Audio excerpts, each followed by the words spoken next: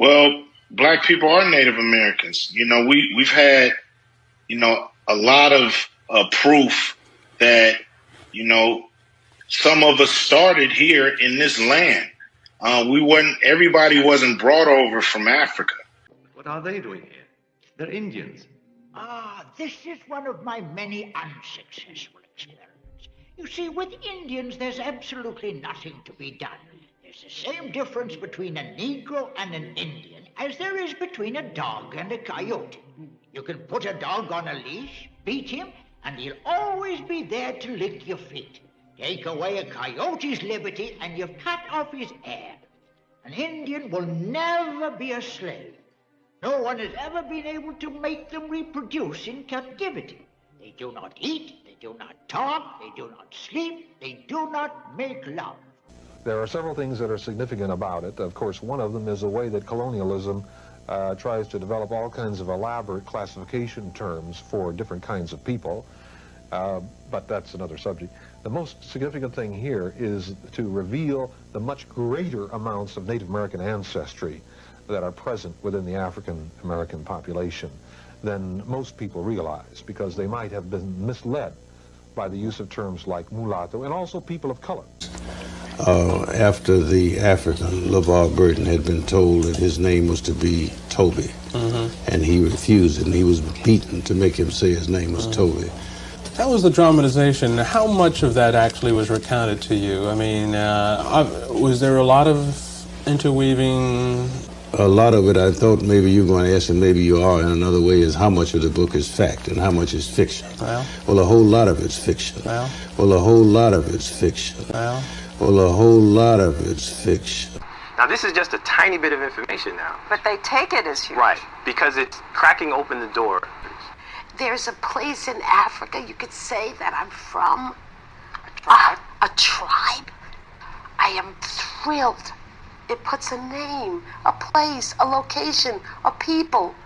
Hank really is concerned that the science isn't really there yet for you to be giving them the name of a tribe. I think for most companies, I would be concerned too. But what about your own company? We have he the largest... He didn't exclude you. He included you. But we have the largest set of sequences from Africa. And so with that, we're able to provide some level of probability in terms of frequency. But he would say that even though you have the largest database, it's still small on the scope of things. As I said, I share those concerns. We don't oversell. I mean, we just say, look, we provide a service. If you're interested in exploring a tiny bit of your DNA and trace its ancestry, we can do that. When you say it's a tiny little amount, it's less than 0.1%. Less than 0.1%. Less than 0.1%. And that's pretty teeny. Yeah, but for people who know nothing about any of them, I think it's very important. You do not know a goddamn thing about Africa. I am from Detroit, Motown. So you can Watusi your monkey ass back to Africa if you want to.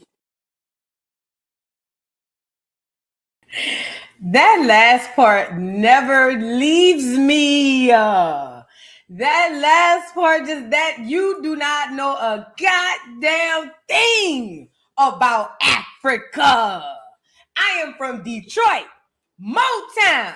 So you can Watusi your monkey ass back to Mother Africa if you want to. I ain't gonna lie, when I was a kid and I watched that scene, I thought old boy was tripping. I did. I thought he was tripping. I said, oh man, he wrong. He down bad. Now I understand he was on the right side of history. See how them movies that have y'all jacked up? It was because we was watching A Different World and all that. But come on in, y'all. Get the likes up on the video. I sure thought he was tripping, yeah. When I was young, I said, dang, he down bad. You know what I'm saying? Whole time, he was just ahead of his time. You get it? Come on in, y'all. Happy Educational Friday.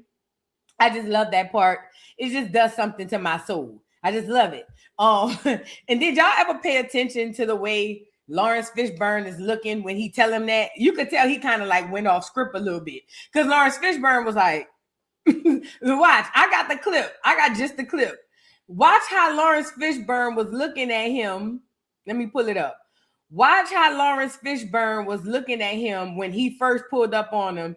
And he was like, he was like something about Africa, and he was like, you do not know a goddamn thing about Africa. Let me see. I think I got it. Hold on. Not this one, not that one. Because now I want to see it get here, go right here. You talk more shit than a little bit. Back to Mother Africa. That's bullshit. Without question, we are all Black Americans. You do not know a goddamn thing about Africa. I am from Detroit, Motown. So you can watch Tootsie your monkey ass back to Africa if you want to.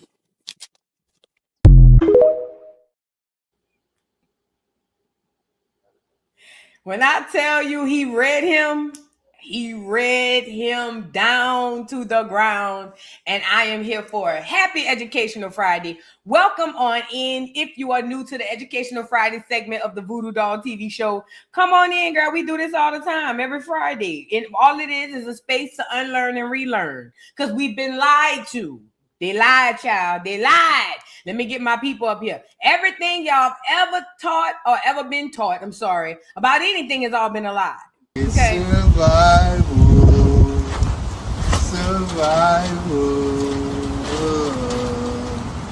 I guess somebody lied. Smells like somebody lied. It was all a lie. Guys, it was all a lie. She lied. So after we realized that we've all been lied to about every little thing, I decided, why not do a day where we just unlearn the lies and relearn the truth? So that's how we get to Educational Friday. And I know people don't like to be educated on a Friday, which keeps out the riffraff. You know, it's kind of like putting a dress code at the club. Make sure the white T-boys stay that way. So I like it over here. It's a smaller environment. It's people who really is here to see what's going on, and some haters sometimes. But for the most part, it's lit. If you're a learner like I am, then you'll like it. So come on in. And this Friday, we getting into the mulatto. Yes, the Trojan horse that is the mulatto that we never saw coming.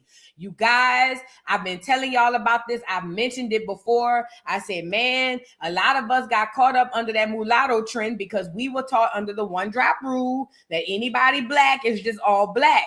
Whole time, that's not the case. These people were behind the scenes literally breeding people. Literally saying, I need this clear person to go with this Negro and make a baby, because in 30 years, that baby is going to be a senator. And I need this Negro gal to be with this clear man, because in 20 years, that baby is going to be this. And then I need this Negro man to be with, you see what I'm saying? It was a much more clear men with Negro women than the other way around. People don't talk about that often. It was much more clear men sleeping with or marrying or raping black women, but ultimately that was the dynamic of the biracial. And let me tell you how smart they are.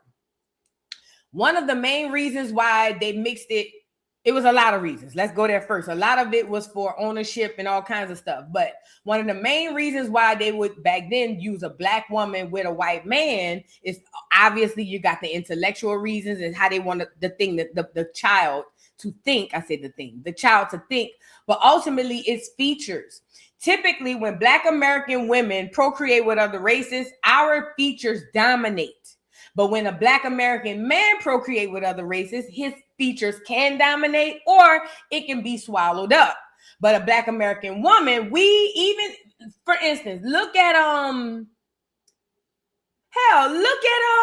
Serena Williams' daughters. Serena Williams' kids look like light-skinned black kids. And it's not because they're any less biracial, but typically when you have a Black American mama, the kids come out more black looking. So that's what that was one of the things that they used to hide who these people really were. Now, mind you, around this time, we're implemented with the one drop rule. What is that? Now, I told y'all, they told us it was for us, but it wasn't. The one drop rule was to just prove who was 100% clear and everybody else go over there. That was the whole purpose of the one drop rule, to get a white, clear, pure race. But black people took it on the other side and said, oh, that means if you got a drop of us, that means you're us. That was a lie, okay? But being under that one drop rule, whenever they would put anybody with any kind of melanin in front of us, all they had to do was say, oh, I got one drop, and we were all open arms. And this, ladies and gentlemen, boys and girls, is how we got caught up with the Trojan horse and the mulatto that came up out of it. And that's why we're here today. Now, it's so many that I can name. As a matter of fact, most of the people that you think are full Black American in the history are not. A lot of them, especially the ones that they raise up high, are very, very mixed. Biracials, mulattoes, octoroon, quadroons, all of those things. But I found a few that I want to come up with and talk to y'all about today.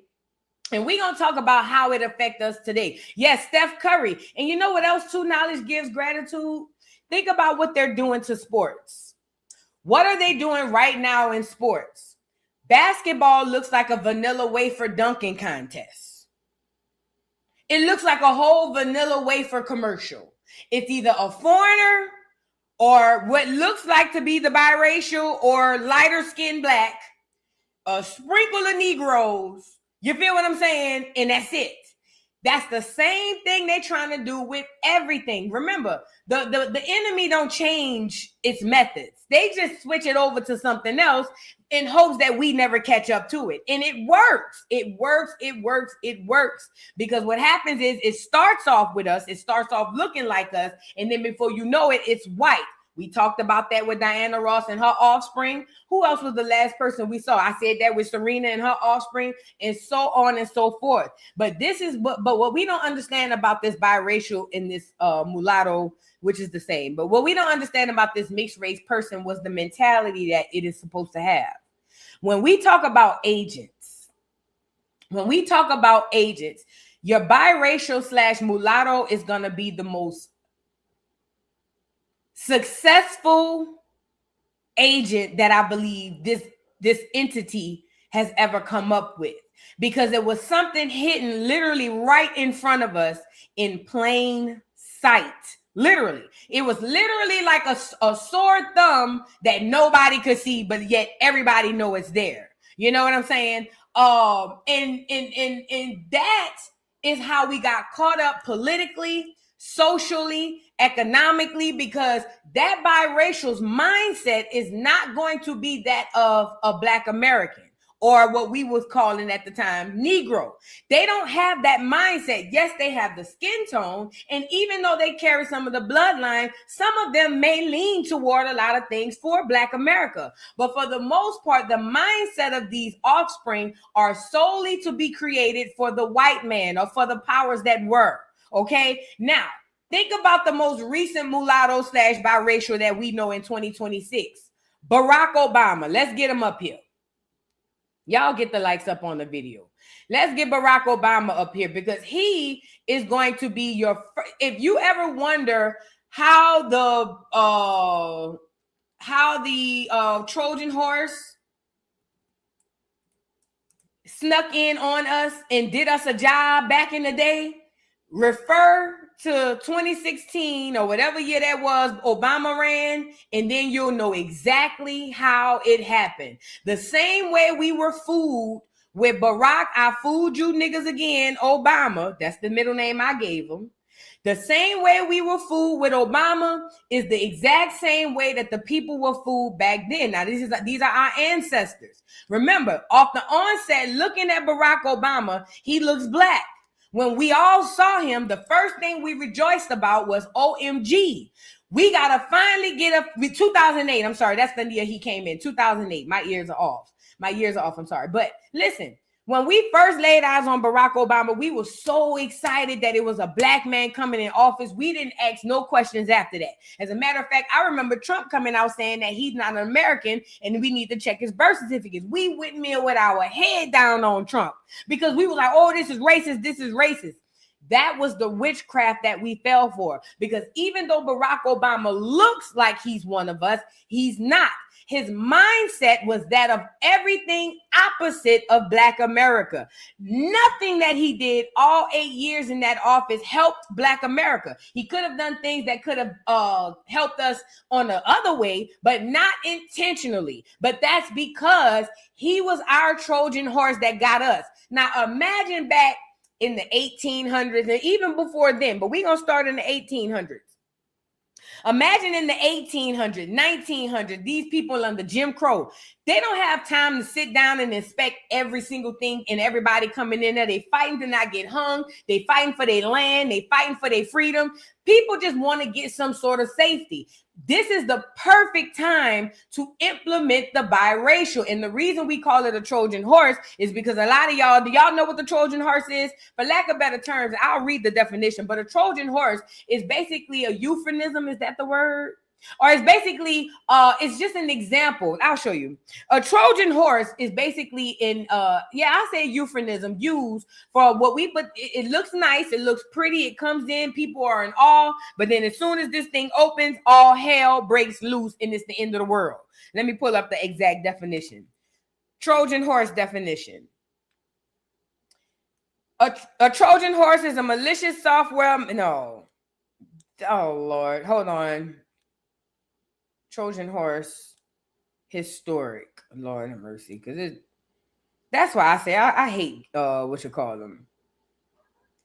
All right, the Trojan horse is a legendary, likely mythical tale, meaning a lie, of cunning deception from the Trojan War in 1200 BC. Greek soldiers hid inside a giant wooden horse presented as a gift, right, which Trojans brought into their cities. Greeks snuck out at night, opening gates for their army to take Troy. So when I say the mulatto Trojan horse, it's the same thing as I just explained to you from the definition, or at least from the example they gave. So it was a wooden horse rolled into this town as a gift. The people were in awe. Oh my God, we love it. We need it. Thank God. And then before they know it, they went to bed and this Trojan horse opened up and all these people jumped out of it and killed everybody. That's how we've been getting caught up with the mulatto. And Barack Obama is actually on the list of mulattoes that we're going to talk about because, and honestly, we're not going to talk about him a lot today because we know what happened. We were here for him. We need to talk about the ones that happened of the yesteryears, the ones that we don't know about. And I made a list of a few of them, and there's a lot. Let's start with the list. Frederick Douglass, get him up here. Frederick Douglass. Now, when you look at Frederick Douglass, he looks black. At least every depiction of what we to know is Frederick Douglass. Because I'm going to be completely honest. I'm going to be honest. Can I be honest with y'all? I do not believe that picture that we be seeing of Frederick Douglass is Frederick Douglass. I don't. I think back then they were recycling pictures. I don't know who that man is. I know who they say it is, but I don't know who it is. But we're going to go with the move. Frederick Douglass looks black, but he is actually biracial. He has a white father and a black mother. And we're going to talk about why he was so prominent in his position. Trojan horse, okay? W.E.B. Du Bois. W.E.B. Du Bois, we know, started the NAACP. Need I say more? He is also biracial. Black mama, clear daddy. Thurgood Marshall. Another biracial. This man started all of the college institutions and things of that nature. We also got Adam Clayton Powell. This is in the religious sector. Adam Clayton Powell, and I don't know how black people got over on him, but you know that was over there in New York somewhere. Because he looked it clear. And his parents looked it clearer than him. You know what I'm saying? But anyways, Adam Clayton Powell, who took over in the religious sector, we got to deal with him. Angela Davis. I've never trusted that lady from the moment I seen her, Angela Davis, I believe, is one of the biggest agents that we done looked over. But we going to get into her. Another mulatto, Huey P. Newton. You feel what I'm saying? Huey P. Newton. Oh, Nori, thank you for pulling up. Nori said Adam Clayton Powell was a rider. Oh, girl, that's what they taught you, huh? Welcome to Educational Friday. But we ain't going to get too much into his legacy today. I'm just going to tell you some stuff that they did to Black America, okay? But yes, Angela Davis. We got to get Huey P. Newton, Angela Davis, and all of the Boulay, okay? All of the Boulay. So we got all of these people we're going to talk to today, and we got to get into it. So I hope y'all are doing well. I got a video to show y'all as well, because y'all got to understand why we're here. And again, nothing in this video is to be any racist or any bullying, harassment, or anything toward any group of people. This is for strictly educational purposes only, hence the word Educational Friday, okay? And I'm just showing y'all basically how we got. Yes, Bob Marley is another one, but let me show you the trick. You know, Bob Marley is also, people don't like to admit this, but Malcolm X was intended to be the next traitor on Black America. Did you guys know that? Because Malcolm X, although he is Black, he is of mixed descendant, because his mother's side, I want to say is mixed with some sort of Caribbean and something else. Even though his father's Black American, he was on schedule to be the next Rock'em Sock'em. But Malcolm X woke up too early, or he woke up at all, and he couldn't be the Rock'em Sock'em. And I think that's why they got him out the paint. Not only that, he was too damn, what do you say? He was too damn powerful. They couldn't afford Malcolm. Am I fixing this? Am I messing this up? They couldn't afford Malcolm getting in the wrong hands. He was too powerful. So we're gonna get on that.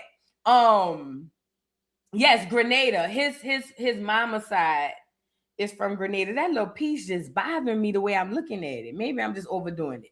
Anyway, Grenada. Let's get into it. Let me pull up the first article. And let me say this too while I'm pulling this up, you guys. These people are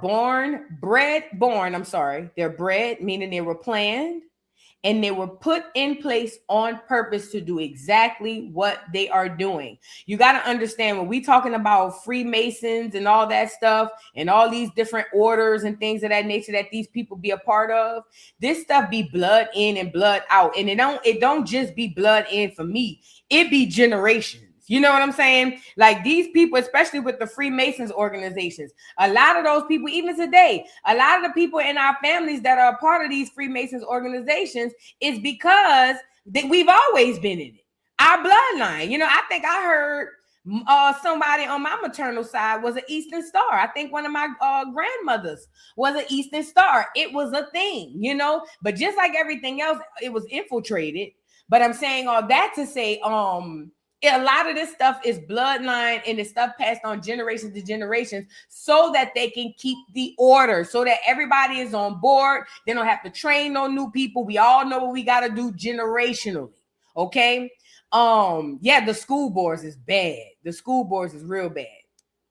So I pulled up this article, right? I want to read a little bit of it. It says, in the records of American history, the story of the biracial identity runs deep, intertwining within the very essence of society, a narrative marked by challenges, victories, and a quest for equality. From the inception of colonization to current times, individuals of mixed heritage have navigated a maze of societal norms, prejudice, and pursuit of self-understanding. Now, I want to scroll down. Let's start with Frederick Douglass, and I'll pull up his wiki too. Hold on. So we all know about Frederick Douglass. Every time you hear the stories or any story of Frederick Douglass, it's always the good things that he did. And let me tell you something. These people that we speak about are very much reminiscent of who we are dealing with today. There are people that walk amongst us that profess to be leaders, or at least act to be leaders. And these people do good things for Black America, but the bad things they do outweigh the good things. But we don't know that because we don't know the bad things that they do.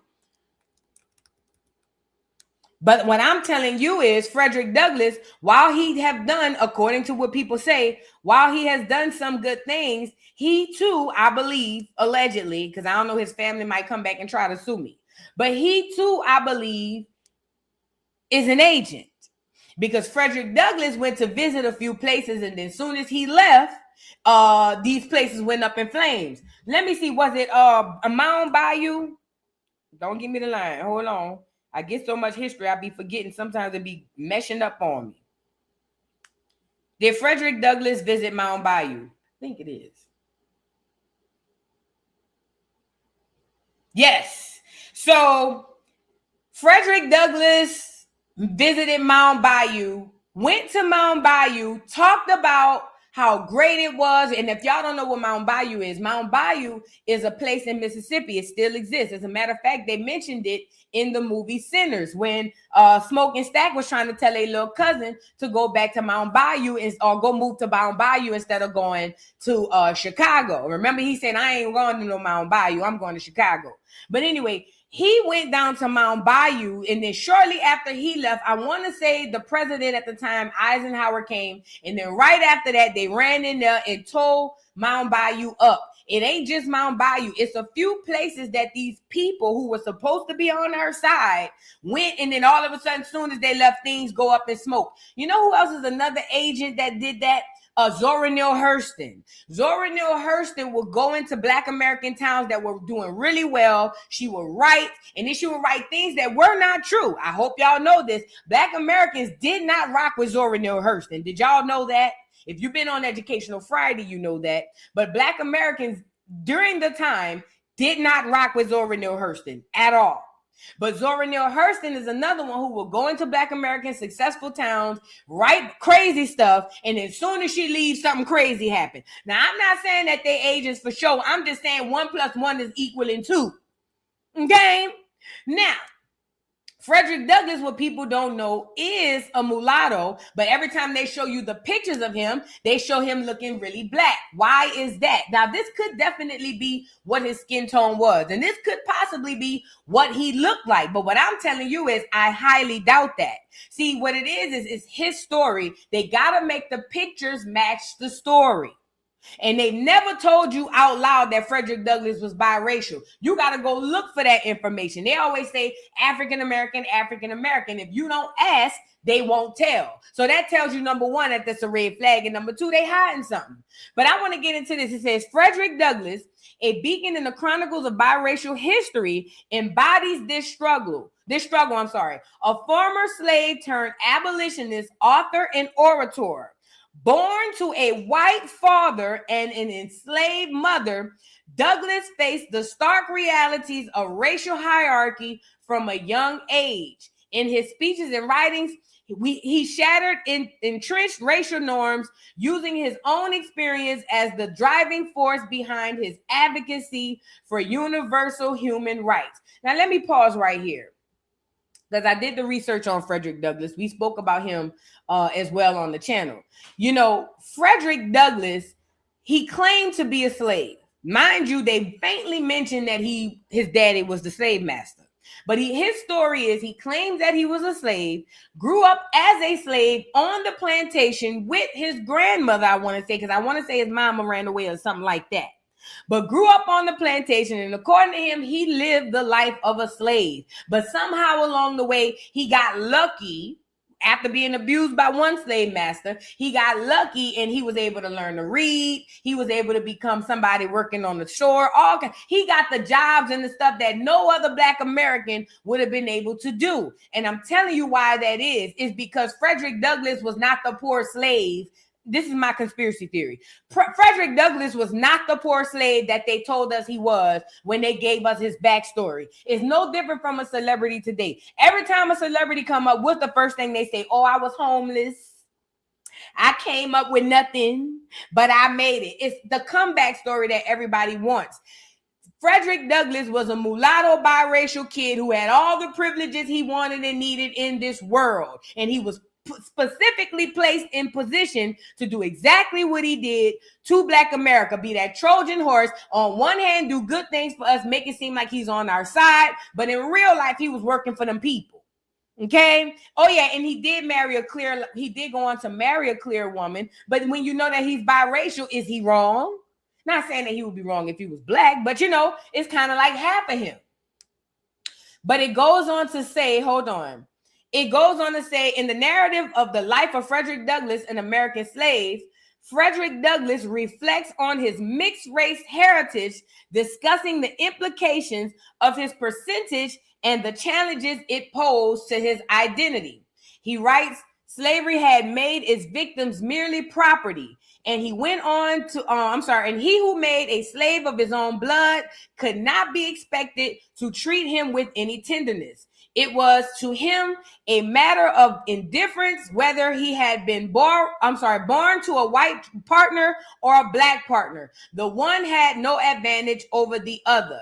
Regardless of the biracial background, Douglass endured the same harsh treatments, Cap, and brutality suffered by all slaves, Cap, underscoring the pervasive suffering inherent in the institution of slavery, Cap, and more Cap. Again, they want you to believe that Frederick Douglass was a post-slave nigger boy. That wasn't the case. He was not that.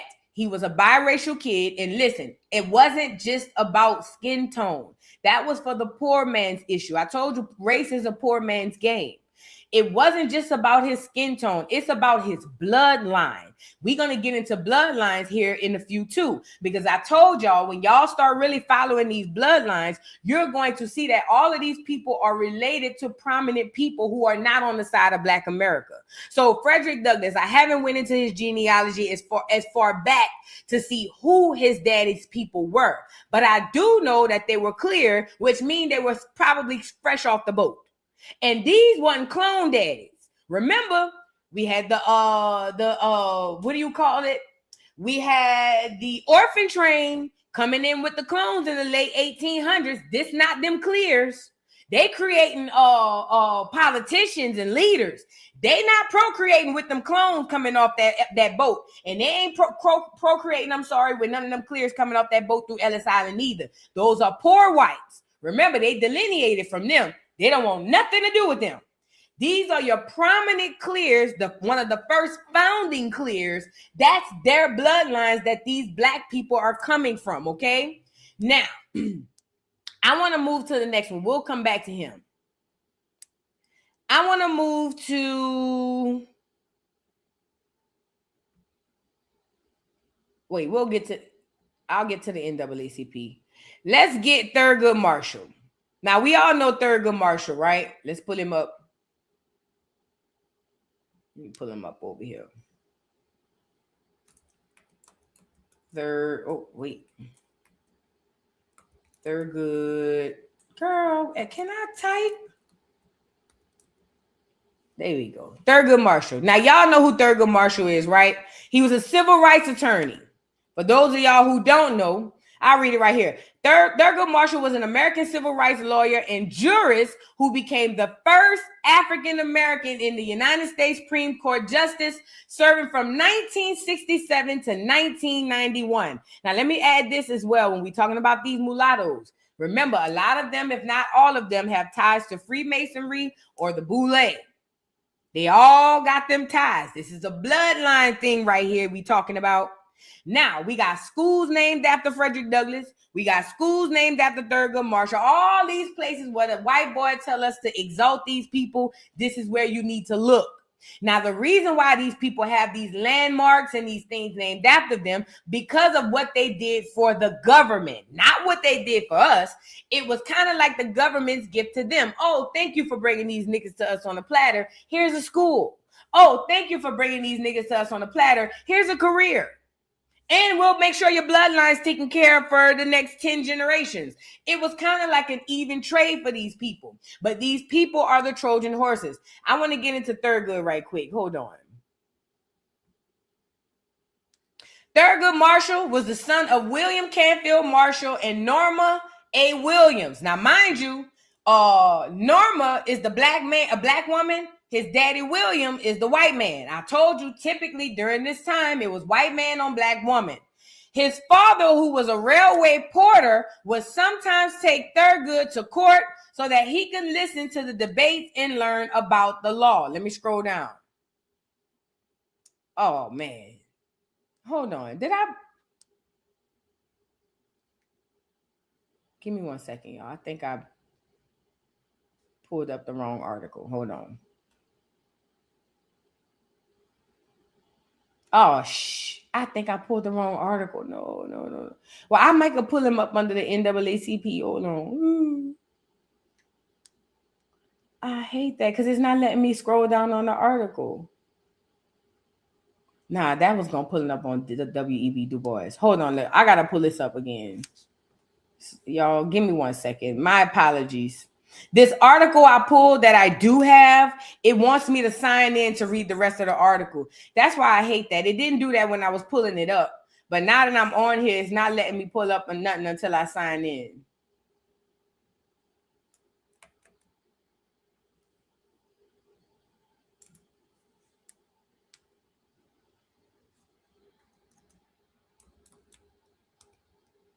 Hold on, y'all. My apologies. All right. And you got to be mindful of these articles too, because they'll get on here and say, oh, his daddy was a painter, and then another article will say he a businessman, and then another article say he this, that, and the third. You got to be very mindful.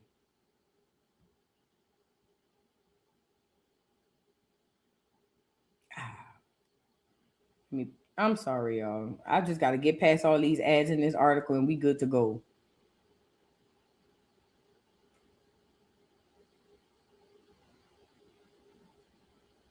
All right, I think we should be good over here.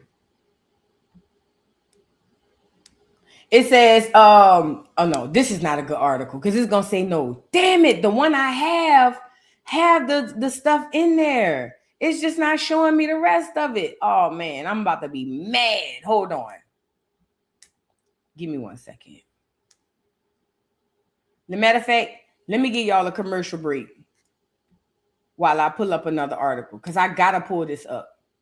Let me give y'all a commercial break. I'll come right back. Give me 1 second. Shorty got that hair like Rapunzel. Make a nigga fall in love like dominoes. Jupiter booty, can you twerk some?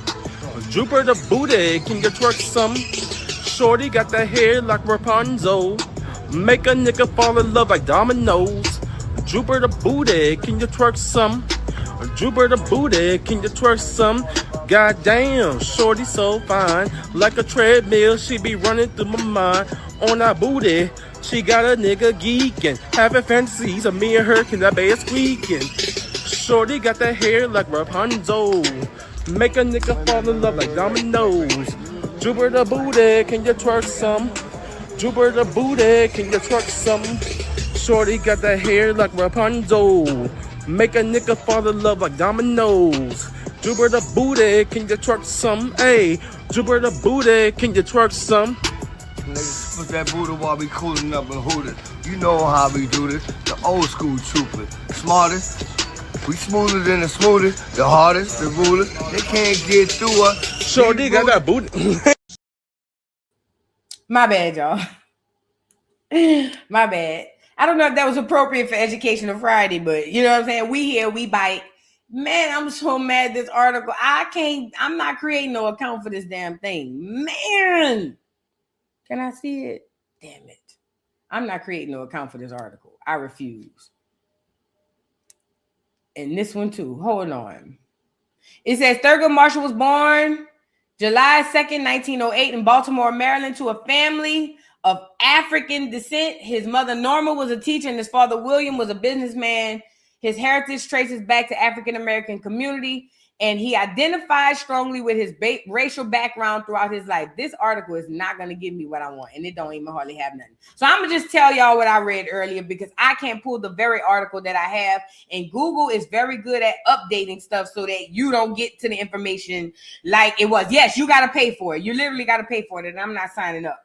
But Thurgood Marshall, he is another one that is of a mixed race descent. Now, some of these people, like Thurgood Marshall, they'll say, oh, he's African American. But what they won't tell you that is one of his parents is biracial, or they'll say, they won't tell you that one of his parents is biracial or another race. Because back then, if your parent could pass and nobody's going to go in and write what you are, then that's what it would be. But Thurgood Marshall is another one of those people put specifically in place, bloodline connected back to them people, specifically put in place as a civil rights leader and leader and activist and attorney, but he was there to look like he was helping Black America, but he was not. As a matter of fact, the NAACP has never done anything for Black America. So when you see them, you should automatically be looking sideways.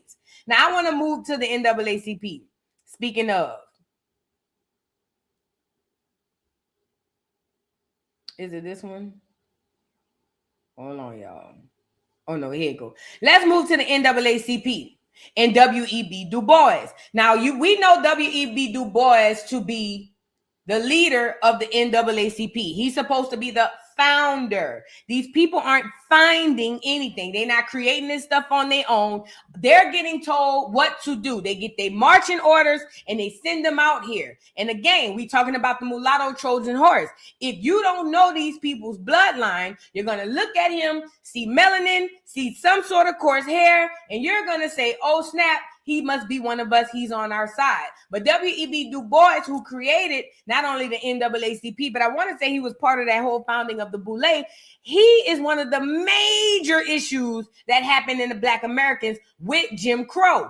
It was a way that they put it on TV or whenever TV came out, but they were advertised as advocates for Black America. But when you peel back the layers, they did nothing for anybody that was Black America. Some they did, I guess to say they did it, because you got to do something. You can't not do nothing. But for the most part, they didn't. I want to get into a little bit of his background.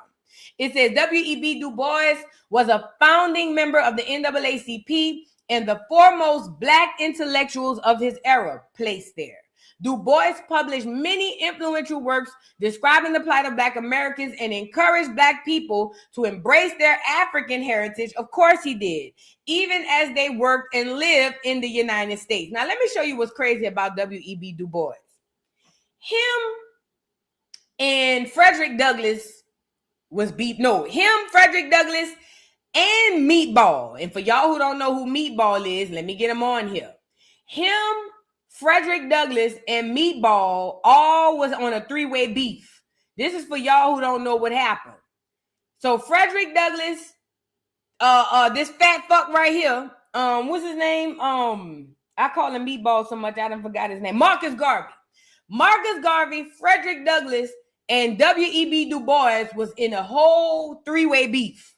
Big. I'm talking about these niggas hated each other. They hated each other. And this is the worst part.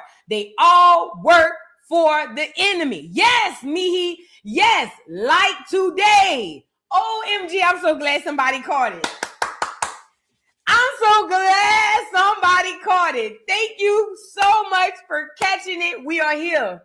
We are here. So look, W.E.B. Du Bois, Frederick Douglass, and Marcus Garvey had a three-way beef. Their beef was over Black America and who's right and who has the right message. Let me make you laugh. Mind you, all three of them agents. Let's call a thing a thing. All three of them niggas is agents, but we gonna go with the move. So Marcus Garvey's message is, we Black, these crackers don't like us in America. We need to pack up all our stuff and head over to Africa. That was Marcus Garvey's message. W.E.B. Du Bois' message was, oh yeah, we African, but we don't have to go to Africa. We can stay right here. What the hell? Don't listen to him. He don't know what he's talking about. We don't have to go to no Africa. We can stay right here and we can assimilate into the white man's society. And as long as we do what he tell us to do, then we gonna be good. He gonna love us. He gonna pet us. He gonna give us a job. We gonna be good. This was what W.E.B. Du Bois was saying. Now, let me make you laugh. Frederick Douglass had an opinion that was kind of like in between the two. According to Frederick Douglass, he felt like, okay, maybe we African, maybe we not. But at the end of the day, we belong here in America. We don't need to be going to no damn Africa. Do not listen to W.E.B. Du Bois, and damn sure don't listen to Meatball. This is what Frederick Douglass's whole thing was. And when you think about it and you peel back the layers, they all had the same goal. We still was all going to be African. Frederick Douglass was double dutching in and out of Africa.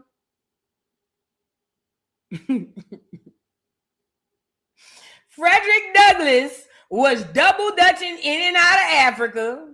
Meatball was all for it. Meatball, Marcus Garvey was like, no, we need to pack up all our stuff and we need to head to Africa ASAP Rocky. And W.E.B. Du Bois was saying, we African, but we don't have to go nowhere. We just got to listen to the white man and we good. So these three niggas was beat out, but they all have the same agenda to take us off our land right here. So I ask you guys, let's say they did great things for Black America. Does that negate what they did against us? It does not. But I want to get into his background, W.E.B. I call him Webb. Let's get Webb up here. Oh, snap. Let me pull up the other article on Webb. Hold on, I got another article on Webb. I got his background too. Is it on here? It might be on here. Let me see.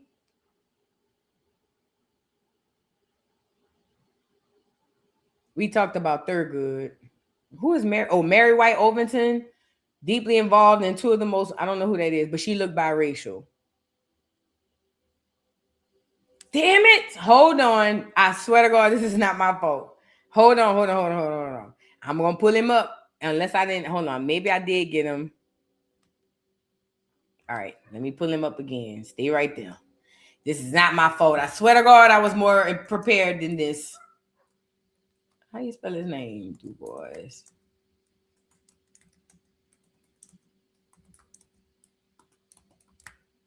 I don't know why. Maybe I was sticking too fast. I don't know. Hold on.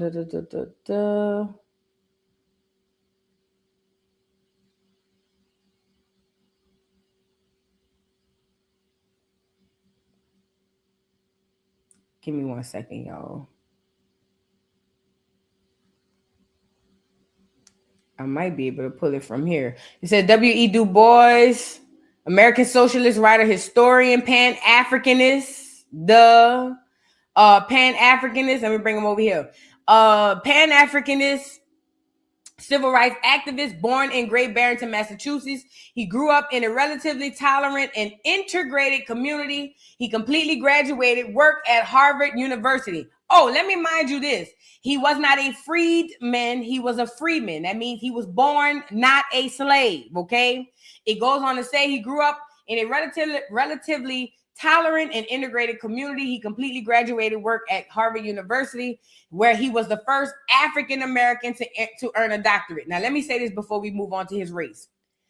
The reason why African-American became so popular and it was so needed during the time is because under the umbrella African-American, not only can we sneak in the mulatto, we can start sneaking in all our tethers. We can sneak in the Shirley Chisholms, the Caribbeans. We can sneak in the Africans. We can sneak in anybody with melanin under that term. So when you talk about African, when they started naming our churches, AME churches, all of this stuff, turning it this from American to African and AME and black and all of these things were umbrella terms so that they can sneak all of these other playing characters in that we have today. That's why right now we trying to dissect who is who. Literally right now we trying to dissect who the hell is who. So, okay. Just know that for y'all essay. So it goes on to say, he completed a graduate work. We don't care. He was a professor at the Atlanta. We don't care. Let me scroll down. Let me get to his early life. He was born February 23rd, 1868. Oh, he a Pisces. It makes sense. He was born February 23rd, 1868 in Great Barrington, Massachusetts to Alfred and Mary Sylvina Burghardt Du Bois. Mary Sylvina de Burghardt's family was part of a very small free black population of Great Barrington and had long owned land in the state. Remember, we talked about that. Everybody's not a freedman. Some people are freemen. Okay. It says she was a descendant from Dutch, African, and English ancestors. William Du Bois' maternal great-great-grandfather was Tom Burghardt, a slave born in West Africa around 1730 and was held by the Dutch colonist Conrad Burghardt. Now, let me pause right here. Let's say everything Wikipedia said is true. if that is the case, W.E.B. Du Bois ain't even half a nigga. If that's the case. If that's the case, he ain't even from Acorn at all. Let me get my girl up here. He ain't even from Acorn. According to this, his mammy is of Dutch descent and his pappy is of African descent. Now, I'm learning this with y'all.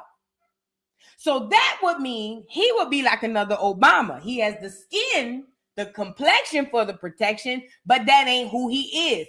This is why everybody, the old folks always say, all skin folk ain't kin folk. It was a way for you to be sharp on knowing who is who. So now you got W.E.B. Du Bois, who just so happened to be placed in front of all of the civil rights movement. Sure. And what did the civil rights movement do for Black America? Well, we're untangling in that right now in 2026. So please be mindful of this. And again, it's not to really go into the legacies too much today, but it's really to show you who these people bloodlines and who their backgrounds are. So then when you go to look at the impact they had, then you can see, oh, now I see why we got schools named after this. Or now I see why we got this. Because look what happened with what they did. And this is another thing too. Like I said, we got to keep mindful of these freemen. Because also, too, a big misconception is the freemen were these mulatto, light-skinned blacks. And yes, that was a lot of the freemen. The same Huxtables were there. I told y'all the difference between the freedmen, and slave are like the family statuses. The freemen would be the Huxtables.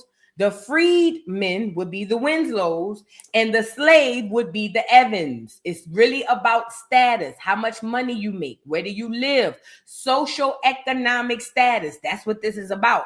So when y'all be saying descendants of freedmen, some of them aren't freedmen. Some of them are slaves. Some of them descendants of slaves, and some of them are descendants of freemen. You got to be mindful of that.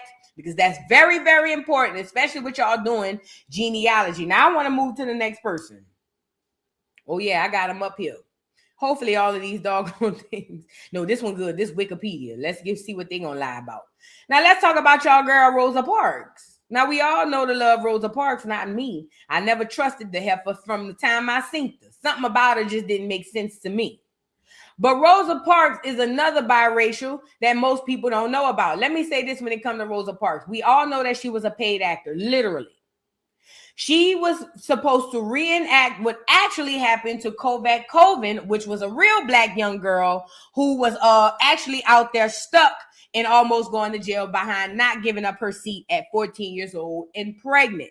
Now, they needed this thing to go nationwide, but they couldn't use a Black nappy-head girl pregnant. So they went and found Rosa Parks, who had a husband and a husband who had a car, actually. And allegedly, Rosa was passing that thing around to the porters. Yes, we did an Educational Friday on it. It was messy, high child. Somebody who grew up with Rosa said Rosa was a slut from the 60s and the 50s. They say Rosa's husband left her when she climbed on to the civil rights movement. No pun intended. They say Rosa's husband left her because she was messing with the porters and whatnot. But that's not why we're here. We're talking about her lineage, okay? Now, as it pertains to Rosa, now, Rosa looks Black, but when you really look at her, she really don't. She could be light-skinned, but it makes sense that she would have some sort of other stuff going on, too. Now, Rosa Louise Macaulay Parks, American activist, civil rights activist, best known for her 1955 refusal to move her seat on the bus. We know that's a lie. In defiance of the Jim Crow racial segregation laws, we know that's a lie, which sparked the Montgomery bus boycott, which we also know was a lie. Oh, and by the way, these are all staged movements. The boycott, the sit-in, all of that stuff is staged and fake. Welcome to the party. You're late. But I'm going to scroll down. Early life. Rosa Parks was born Rosa Louise Macaulay on February 4th, 1913 in Tuskegee, Alabama. Her mother, Leona Nee Edwards, was a teacher from Pineville Level, Alabama. Her father, James Macaulay, was a carpenter and mason from Abbeville, Alabama. Her name was part Mantu of her maternal and paternal grandmother's names, Rosa and Louise. I didn't even know that's what that means. Rosa and Louisa. Portmanteau. Is that how you say it? Portmanteau or portmanteau? That means to, I guess, combine the names. That's dope. Okay, Black Americans still do that today. So Rosa and Louisa. Or Rose and Louisa. In addition to her African ancestry, one of her great-grandfathers was Scotch-Irish descent, and one of her great-grandmothers was of Paro Native American ancestry. That means it could be Black, but it could be the fight out of footloans. Her maternal grandfather, Sylvester Edwards, was the child of an enslaved woman and a plantation owner's son. Now, let me be mindful of this. Some of y'all might say, well, Vu, that's her great-grandfather. That's kind of like 2 times removed. No. You obviously know nothing about bloodline. Bloodline is no different right now if Serena Williams' kids have a situation. Some people might say, well, it really don't count. You can't count the Black part because that's her mother's mother. No. That counts. It absolutely counts because it's not about blood. It's not about skin. It's about bloodline. Rosa having these, what do you call it? Rosa Parks having these foreign family members in her lineage tells a story that, first of all of these foreigners wasn't just willy-nilly sleeping with Black American women. Just like today, Black American women don't just willy-nilly sleep with foreigners. We just not saying that we don't, but all collectively, it's not our thing. We typically stick to our own men. But when it came down to Rosa Parks and her family, I told y'all we talking about arranged marriages. We talking about arranged babies. We talking about breeding. These people know what's going to happen 100 years from now. It's no different. We in 2026. You don't think they already have planned what's going to happen in 20 or 30, 26? Because they do. And they breed these people like Rosa Parks. First of all, we know her story is one big sham because it was fake. It was made up. It was a whole set. Literal lights, camera, action, go. And then she sat there on the bus. None of that happened. That was real. Even the freaking mugshot was a setup and fake. According to what I read, they took the mugshot and went home the same night. And Martin Luther King, another one went to jail in New Orleans. I know a lady down here who remember that time and said she know for a fact after they took the mugshot, he got on the plane and got the hell up out of here. It was all stage play. But the actors in the stage, we're talking about these Trojan horses, these mulattoes that went under our nose. The actors in these stage plays are the ones that we really need to be looking out for, because had we known this about Rosa, we probably wouldn't have taken her serious in the 60s. We probably would have been able to see this was a bunch of BS and we would have went on another way. But the reason why Rosa's genealogy and her ancestry wasn't known was because, remember, we're under the witchcraft of the one drop rule. She looks Black, she got to be us. Okay? Yeah, that mugshot of her looks horribly fake. When you really look at it, it looks very, very, very, very fake. Let's get to Angela Davis. Let's get her up here. Now, I've never trusted Angela Davis. Let me be clear. I have never, ever, ever, ever, ever, ever, ever, ever, ever, ever trusted Angela Davis. And I'm going to show you why. Stay right there. Now, if y'all don't know who Angela Davis is, she was a civil rights leader from the 60s. Angela Davis's claim to fame is that she was a part of the Soledad Brothers. I'm sorry, we're not on this yet. She was dating the guy of the Soledad. Well, he was part of the Soledad Brothers, guerrilla warfare, guerrilla mafia family, and all that stuff. She was dating one of the men who actually had this whole big prison riot, and they killed a bunch of clear people in prison. His young brother, I can't remember his name. Y'all drop down in the comments. But his young brother ended up coming into the prison, into the courthouse, and taking the judge at gunpoint. His younger brother was 14 years old. He came in and took the judge at gunpoint to get his brother out of jail. He was a political prisoner. But his young brother ended up getting killed by the police because he had the judge and some police officers and everybody at gunpoint. But anyway, She was dating the brother who was in prison under political freedom or political prisonry or whatever your case. And she was supposed to be the girlfriend of this man. Now, this is her claim to fame. Mind you, she's going to be on the scene a whole lot in the 60s. It's Angela Davis everywhere. But one thing that I always thought that never quite sat right with me was her accent. You know, I was looking at a light-skinned black woman, but that ain't what I was hearing every time I ever heard this lady talk. And before we get into her background, I want y'all to hear her talk, and you'll know exactly what I'm talking about. Check it out. The fact that people, so many people, see it in the context of violence. Single, simple meaning of the term revolutionary. A revolutionary is a man or a woman who is a lot of things, but basically, the revolutionary wants to change the nature of society in a way to promote a world where the needs and interests of the people are responded to. A revolutionary realizes, however, that in order to create a world where human beings can live and love and be healthy and create, you have to completely revolutionize the entire fabric of society. You have to overturn the economic structure where you have a few individuals. So you got a kind of a gist of her voice. It's not even just her accent, because the accent was the first thing threw me off. Because remember, according to this, Angela Davis was born. Hold on.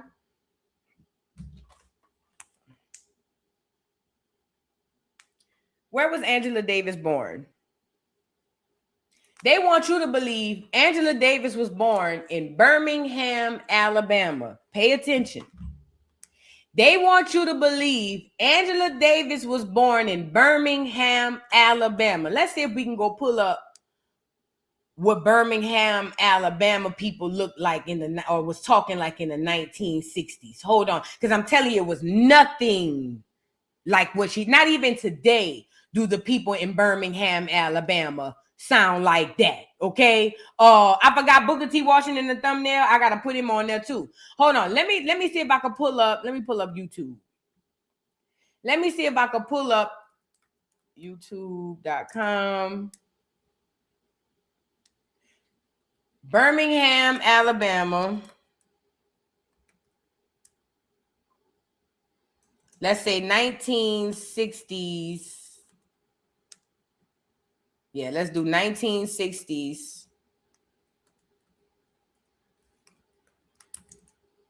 documentary. Let's see what we can find. I just want to see some real people, Birmingham, Alabama, in the 60s, so y'all can see exactly what them people sounded like. Hold on.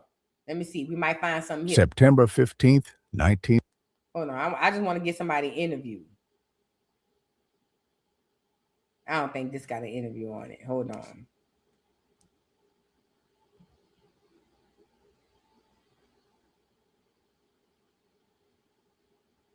I want to get a black person interview from then. That's a white boy, white boy. Let me see.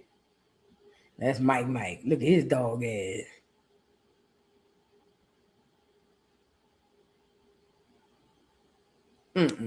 Hold on. I'm going to tell you now, nobody sounded like that. Literally. I don't know if this is in Birmingham, so I'm not going to scroll that one.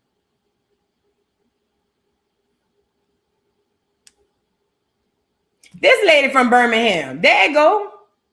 Now, this CBS. I hope y'all don't try to strike me down.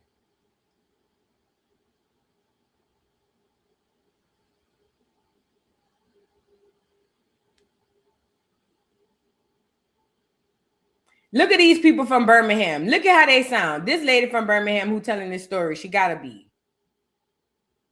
The basement to freshen up. Moments later, church that morning, the Collins sisters found simple joys. And we was having a good time walking, and when we got to church that morning, we went down into the basement to freshen up. Moments later. Now y'all heard how that lady sound. Now come back to Angela Davis. In the history of revolutions, and not only socialist revolutions, but bourgeois democratic revolutions also. The American Revolution, for instance. She don't even sound like she Black American at all, especially a Black American in the South. She sounds like she from somewhere completely different. But you know, they do that in 2026. They give us a celebrity and say, oh, they was born over here. Nobody can corroborate it. Literally, nobody can corroborate it. But I've never trust Angela Davis. It's something about her. I couldn't put my finger on it. I've always thought that she was a goddamn agent. And then I went and looked up her genealogy and saw I am right. She is definitely part of these people. Now, y'all remember when she did that whole genealogy with that fake ass man who be doing genealogy with everybody, and we found out that her people, or one side of her family, come from slave owners. What people didn't know is, I don't know why she sat up there and acted all shocked, like, oh my God, I can't believe I have white slave owners in my family. She got white people directly in her family. Let's get into it. Because see, I don't trust none of these folks. And I love history, and I've always been able to look at these people and be like, something in the milk ain't clean. It says, finding Davis' maternal great-grandmother proves challenging. We don't care. Finding your roots. Let me move down. Hold on.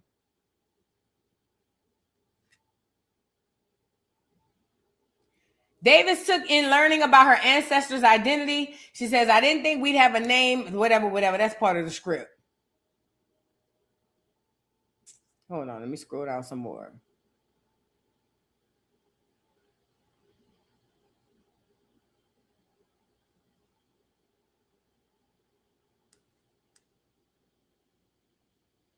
I want to get up to her mama because I see what her daddy is. Hold on.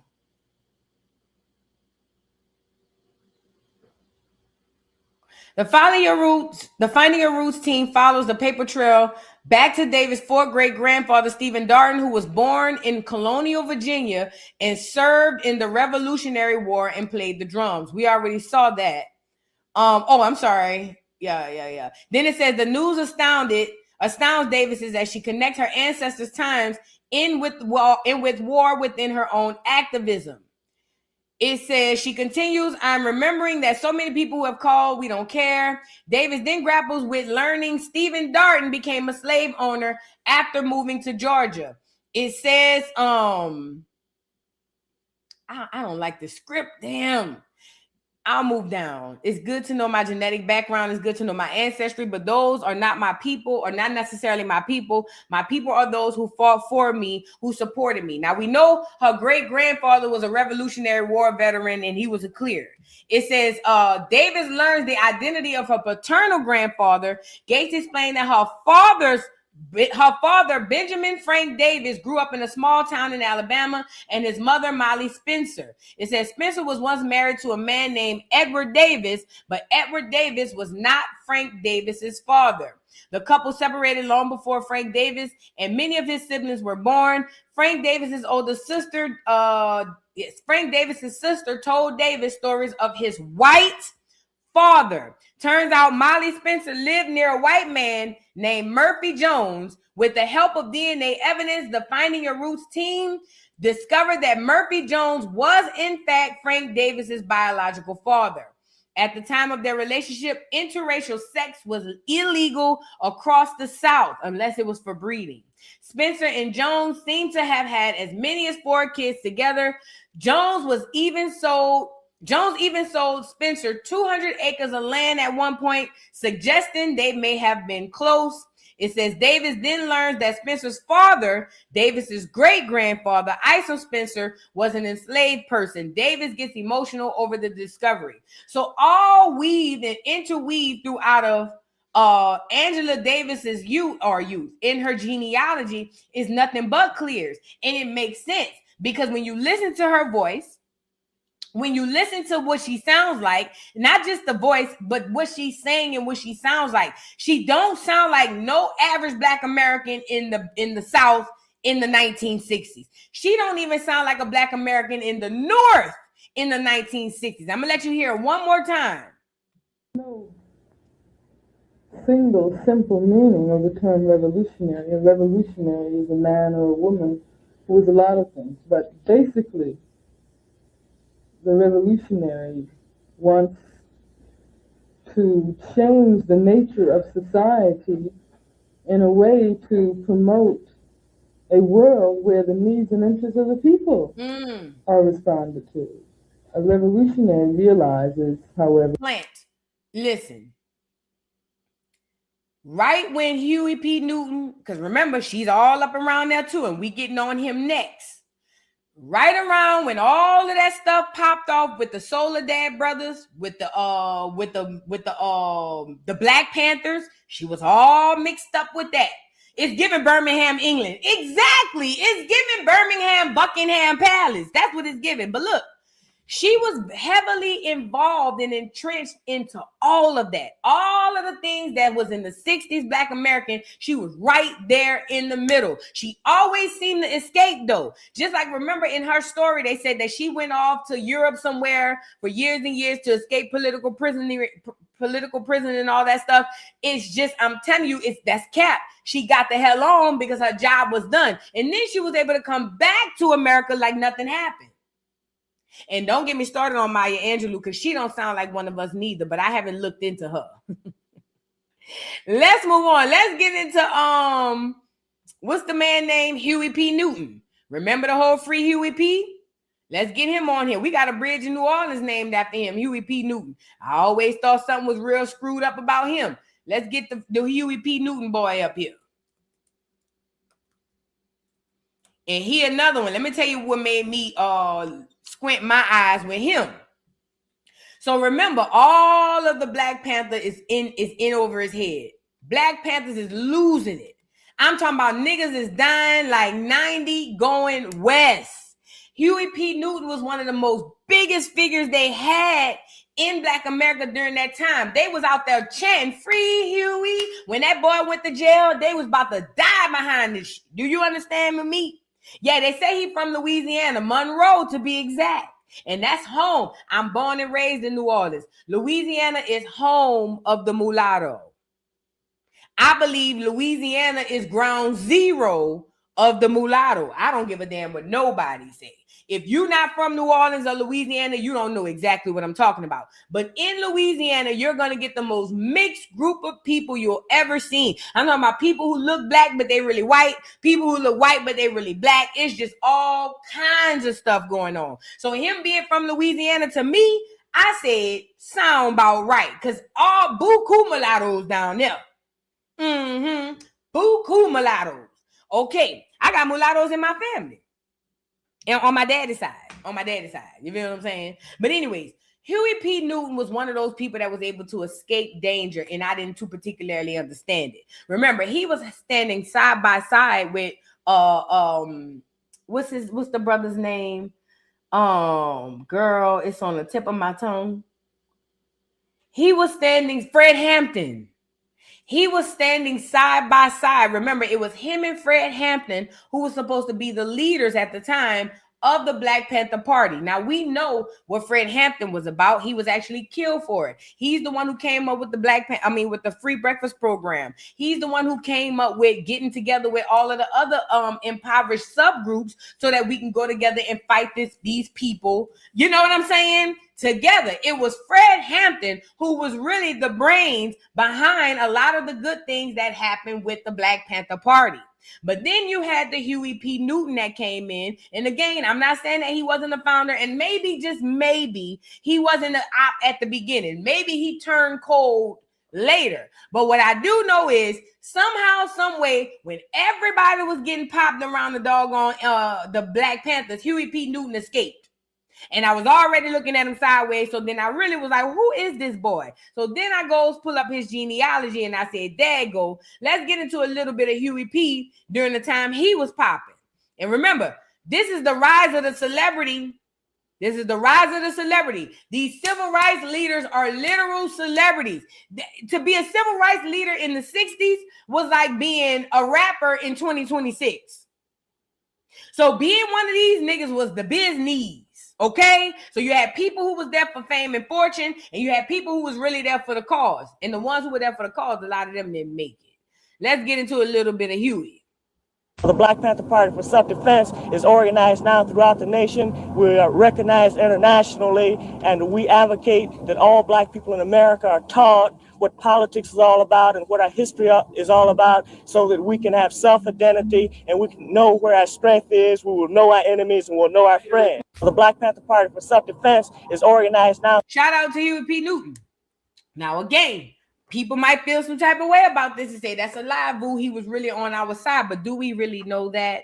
Now, this is all conjecture and speculation on my end. But I'm just going off of what I've seen. And if Huey P. Newton was as real hard down for the Black Panther Party, either one or two things happened. Number one, he turned cold later, or he was never on our side in the beginning. Because we see the ones who didn't turn and what happened to them. Malcolm X, even though he wasn't a Black Panther Party, that started off of his death. Okay, so then you look at the Fred Hamptons and all these other people who lost their lives. He is cute though, huh, Mercury? He was fine. One thing about it, and he was tall, girl. He was fine. Let me stop, because he a op. That's how we would have got caught in the 60s, girl. Why would you tell me he was fine? And I'm trying to tell you he a op. That's how I would have got caught. You see what I'm saying? See, Mercury, me and you couldn't be around each other when it's time to be educated. How Umar said, consciousness over cookies, Mercury. Consciousness over cookies. We can't be on here with all of this. You feel what I'm saying? Because I ain't gonna lie, he is fine. I would have been over here saying, girl, F Huey. Then when Huey would have came knocked on my door, I would have been saying, Huey, come on in. I just cooked. Let me stop. We got to get serious now. We got to get serious. Now, yeah, he was fine, though. I ain't going to lie. That nigga was fine. He was finer than the bitch. I ain't going to lie. He was that. I got to give him that part. But anyways, moving on, because this is not about that. Huey P. Newton and where he come from. Okay, let me scroll down.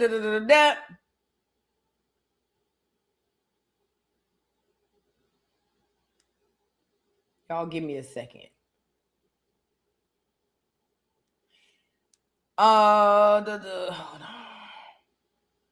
It says, am I supposed to, and I'm sorry, and I'm supposed to be fun on racism in America. This is what he quoted. Okay, this is Huey P. Newton's quotes on racism in America. And I suppose that the funny thing is, color was never the cue in my immediate family, because we had people in my immediate family of all colors, all hair textures, and all complexions. My father, in fact, was even more fair-skinned than am I. He said straight black hair. His father was a white rapist. Now remember, during this time, if you had a white daddy, it was fire to say that nigga raped your mama than to just say your mama laid down with that white boy. Okay? So mind you, he's going to call his daddy a white rapist. But the fact of the matter is, his daddy was a white boy. Whether he raped his mama or not, I don't know. I wasn't there. Don't get me the line. But his daddy was a cracker. Okay? Now, some might call this coincidence.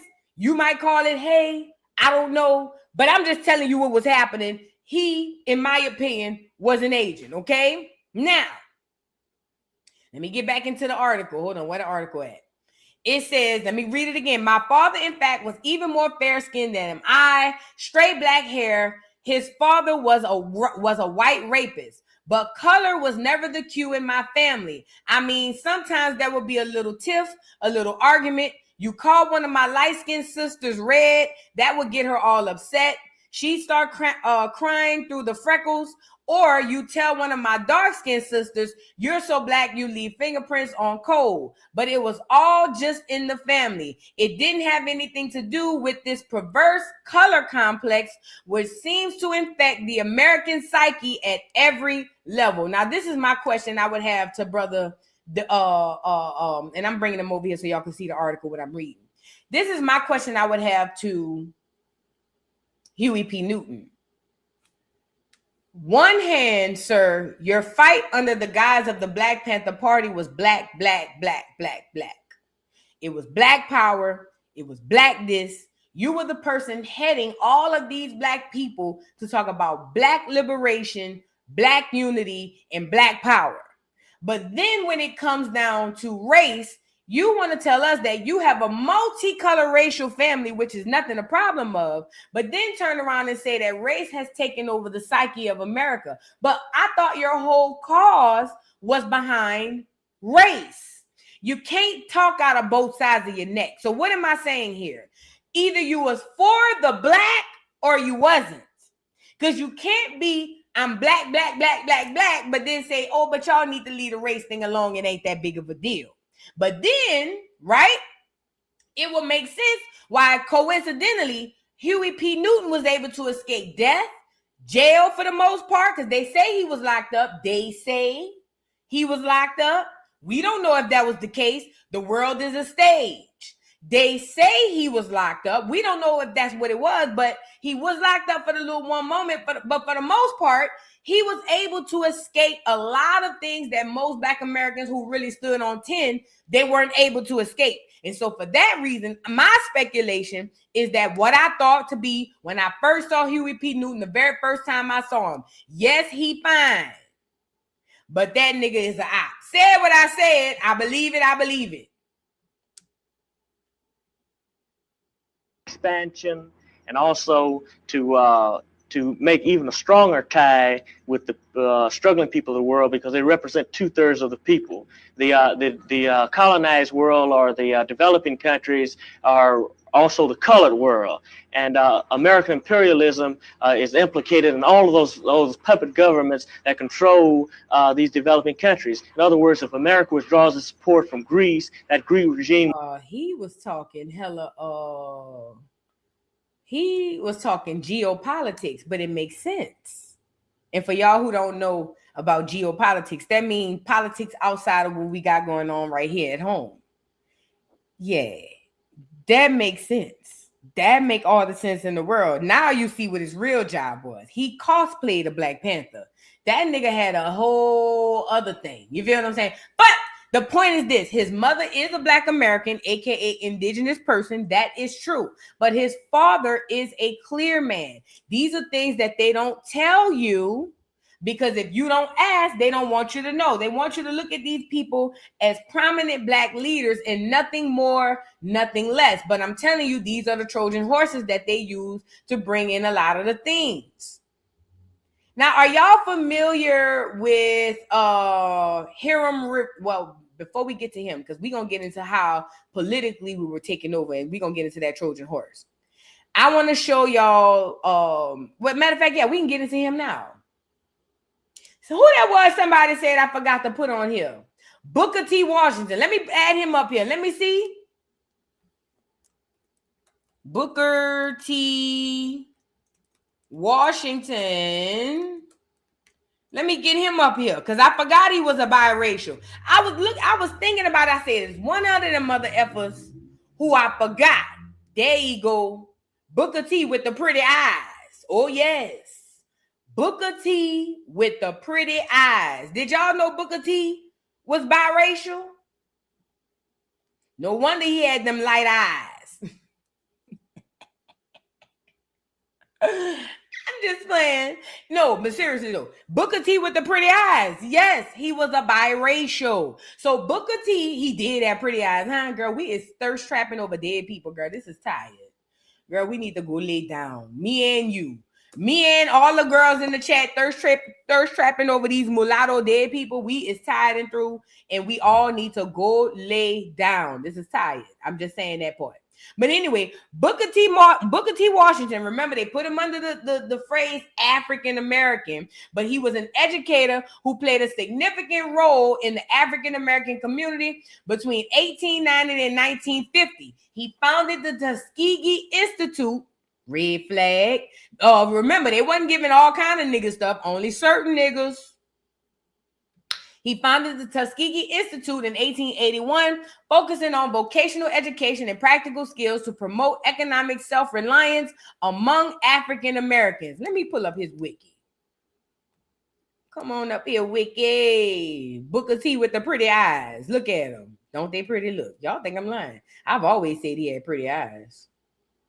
Hello, I know what I'm looking at. You know, he remind me of my daddy people. Y'all can't see it. Hold on, y'all can't see it.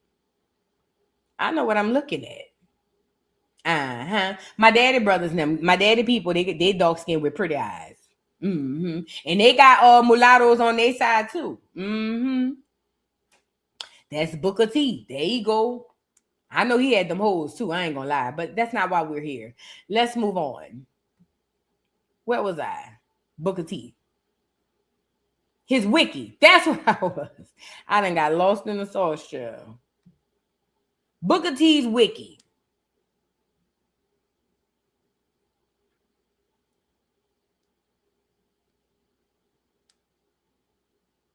Hold on, let me pull him back down. This ain't the one I wanted. Let me see, does this have the information? He was born in a slave hut, but after emancipation moved with his family to Malden, West Virginia. Dire poverty rule, our regular school at age 9. He had began working. We don't care about that. Hold on, let me go pull up that wiki again. Matter of fact, we still on it. Let me see if I can pull up his earlier life.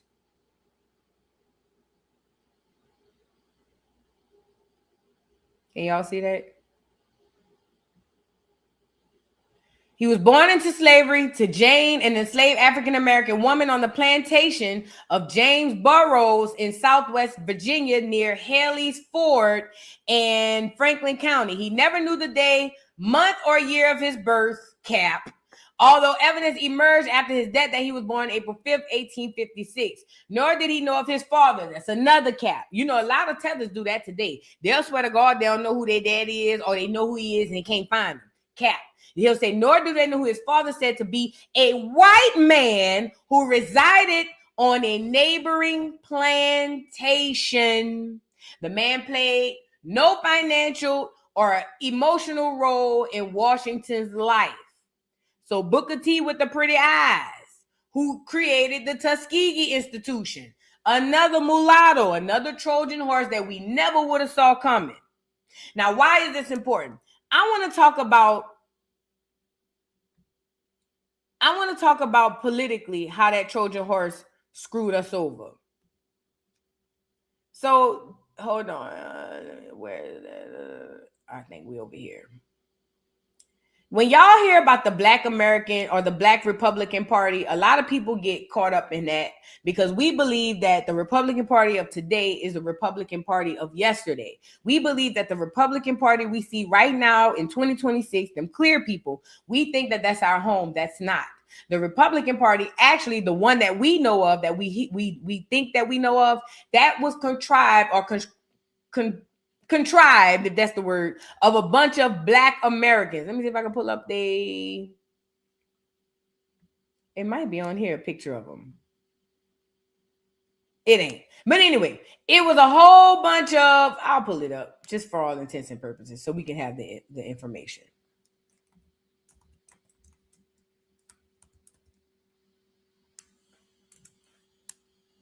We've all seen it many times, but we'll go grab it again.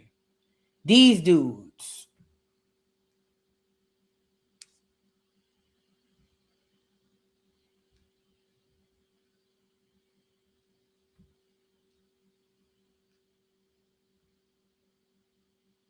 Can y'all see this? Y'all seen these pictures before. You've always seen these photos, and I could try to pull them up a little bigger. But this is the photos, and I think this kind of these are the photos of the Republican Party that we knew, right? These are Black men who were in Congress and they represented the Republican Party. What we don't understand about these Black men is they were ops, Freemasons, Boulay. This is before Boulay, but Freemasons. These people were placed in position to be the Black representation of Black Americans in the Republican Party, right? Because remember, we're just coming into the United States of America, the corporation, politically. Now, what people don't know is a lot of these people, just like a lot of the people that was up in the NAACP, were early plants, and a lot of them were biracial, okay? A lot of them.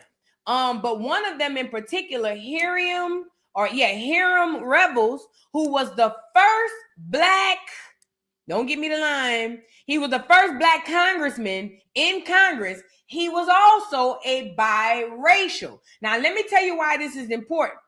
Because during this time, especially in New Orleans, in all of the South, Black Americans are fighting for political power. We have political power in the local government. We are the own mayors. We the ones in charge of us. But these white folks are coming in with this new American system, and because of that, now they need to take political power away from us. We have our representation, or who we think to be our representation, but they need to stifle this political power away from us. And they use the Trojan horse, aka the mulatto, to do it. Now remember, Black Americans under the one drop rule, all we know is we know he black, so he one of us. But we never stop to think the old saying that the old folks used to say, all skin folk ain't kinfolk. So we get Hiram and the rest of these fools, right, his name sound fake too, but we get Hiram and the rest of these fools on this Congress, and we go with the move thinking that they have our back, but they actually are working for the opposite party. Now let's get into Hiram Rose Rebels. September 27, 1827, he died January 16, 1901. He was an American politician, minister, red flag. He was a minister in the AME Church, African Methodist Episcopal Church, and college administrator. Born free in North Carolina, he later lived and worked in Ohio, where he voted before the Civil War. Now pause. Hiram would be a descendant of freemen, not freedmen, a descendant of freemen, I think, right? Yeah. Because he said he was born free. He would be a freeman. I don't know if he's descendant of freemen, but he would be a freeman because he was born free. That's the difference between freeman and freedmen. Now, mind you, they saying that he was a college administrator. He was a pastor at the AME Church, and the AME Church is just popping up so we can all be African now. He's very heavily tied and entrenched into these crackers. Let's go into his early life. He was born free in 1827 in Fayetteville, North Carolina, to free people of color, freemen, with ancestors who had been free since before the American Revolution. His parents were of African American, European, and Native American descent. Watch the hijack. Native American and African American could more than likely be the same people, but they like to separate them on paper for paper genocide purposes. If you believe that back then the Native American looked like the $5 footlong today, then you're going to automatically assume he has a $5 footlong ancestor, but that may not be the case. Remember, the Native American back then, its name was the Indian. They're not going to write it like that today because they want you to think that they're talking about the $5 footlong. So be mindful of that. That's a hijack right there. The Native American and the Black American or African American is probably all the same person. But that European though, now that's different. Let's get back into it. Because this is all y'all going to be talking about with y'all genealogy as well. So it goes on to say, his parents were of African American, European, and Native American ancestry. His mother was also specifically known to be of Scots or Scottish descent. His father was a Baptist preacher. So this is what we know. His mother, it says, was of Scottish descent, and his father, it seems to be, was the Baptist preacher. Now, they'll tell you status-wise, he's born as a free person of color. That's only status. That has nothing to do with who he is genetically, okay? No. He wouldn't be a freedman. He'd be a freeman. He was born free. A freedman, I need y'all to understand the difference between a freedman and a freedman. A freedman is a person who ain't never been a slave a day in his life. He's never been a slave. That's a freeman. His most likely a freeman's ancestry and lineage, they don't come from slaves, at least not in the near future or the near past. That's a freeman. Yeah, his people, I want to say before the Revolutionary War, they would have been, or less after the Revolutionary War, they would have been freedmen. Yes, he would have been a freeman and his ancestors would have been a freedman. Yes, or freedmen. Know the difference though, because there's a big, huge difference when we talking about status and we talking about genealogy. But no, I'm off of that. Listen, He has a very checkered background, that is, and we're talking about Hiram. Hiram is the first guy that came in under the Constitution, or at least, I'm sorry, under the Republican Party, under the Congress, and we thinking we're voting these people in because these people are going to have our best interests at heart. But what we're not knowing is these people do not work for us. They work for everybody else. Let's get into these Black Americans in Congress.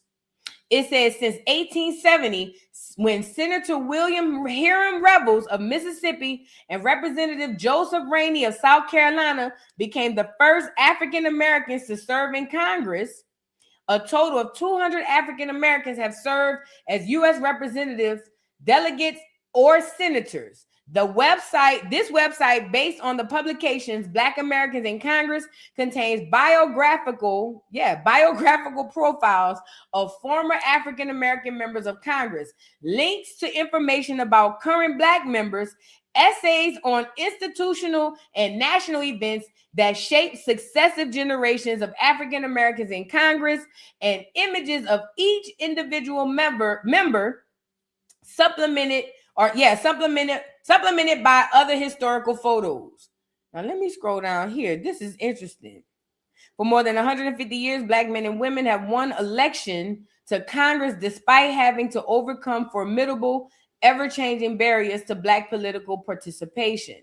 The story of Black Americans in Congress is not confined to Capitol Hill. It is a national story of electoral triumphs and discouraging setbacks, hard-won victories, and long periods of political exclusion. 20 Black representatives and 2 Black senators served in Congress between 1870 and 1901. Each displayed a formidable array of skills as lawmakers, orators, and activists. They pursued ambitious reforms while diligently working to protect the interests of their constituents. That means they're the people that they work with. Now, okay, this is what we know. These people are coming in under African American because technically they're not lying. Technically, everybody falling under Black and African is supposed to be all encompassing of everybody.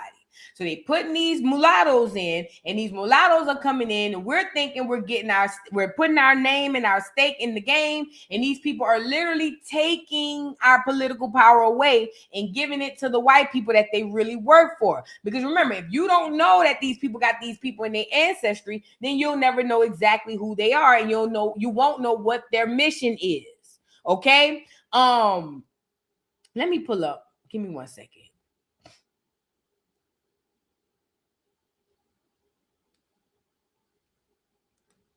I pulled up. I got a video for y'all. Can y'all see this? Unique history among the various continents. Hold on. Let me get into a little bit of this video on the biracialness in America. Of the world. Virtually every country and territory in these 2 continents have been heavily shaped and influenced by the successive waves of immigration that have originated from almost every region of the planet.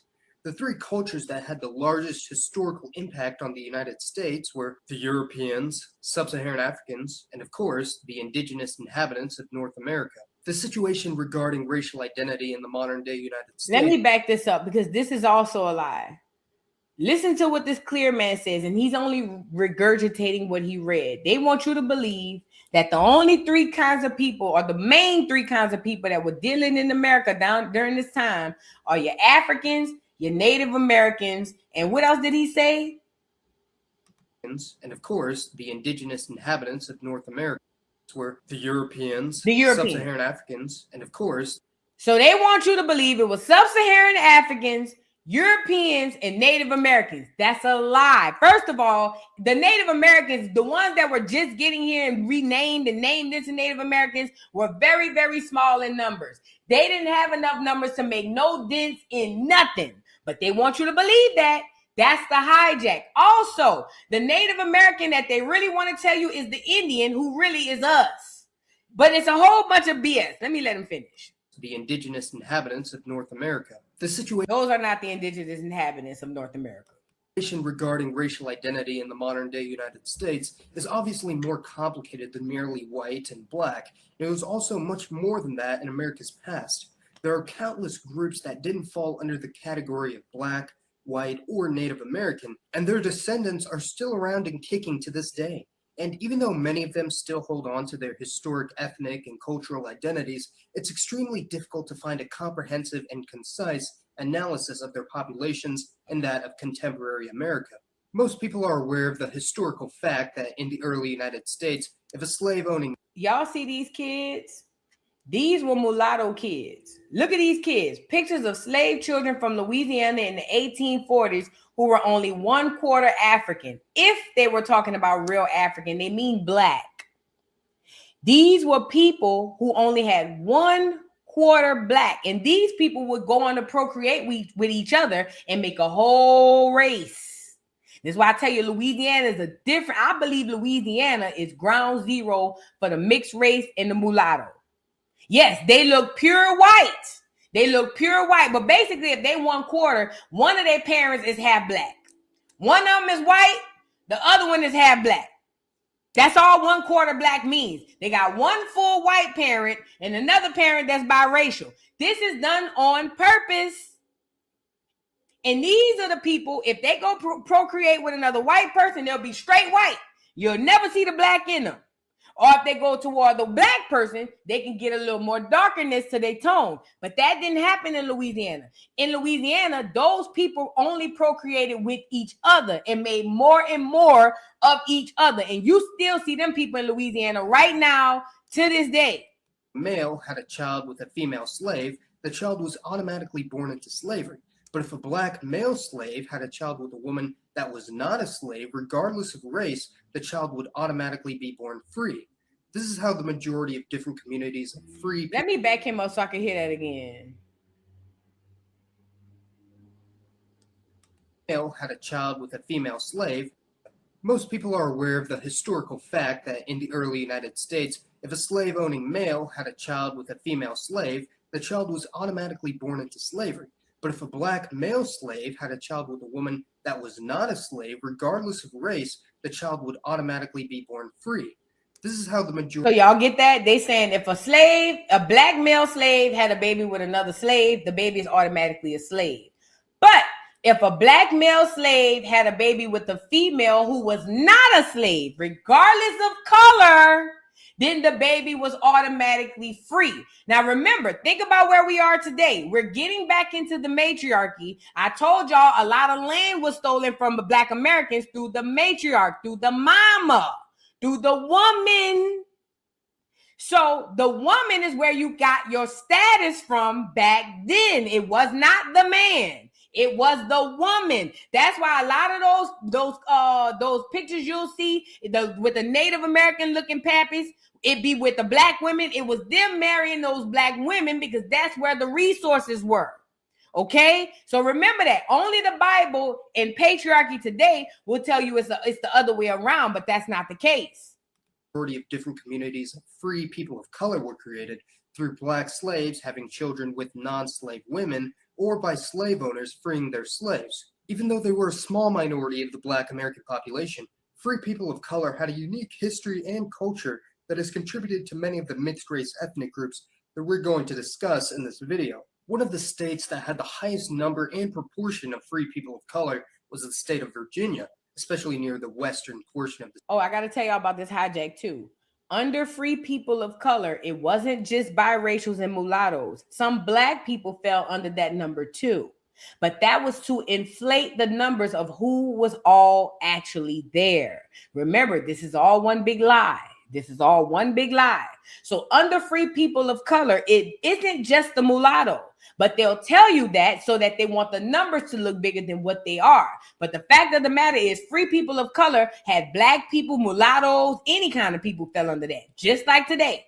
State where freed or escaped slaves would often flee to Native American tribal land and intermingle with the Amerindians. It's believed that the people group known as the Melungeons are at least partially descended from a splinter group of these Virginian free people of color who were either escaped slaves or born to free women of European or African stock and fled westwards towards the border with Tennessee sometime around the late 1700s to early 1800s.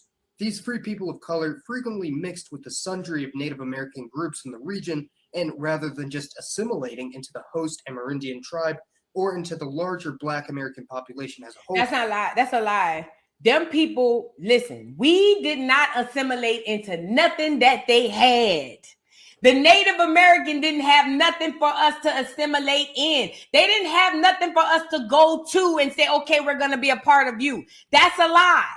The Native American was assimilating into the Black American. Listen, I get it. They're going to make it seem like it was us running to them, but that wasn't the case. Yes, we were running, but we never ran into no other cultures and no other groups. That's all a lie. Those people were coming in to mate in with us.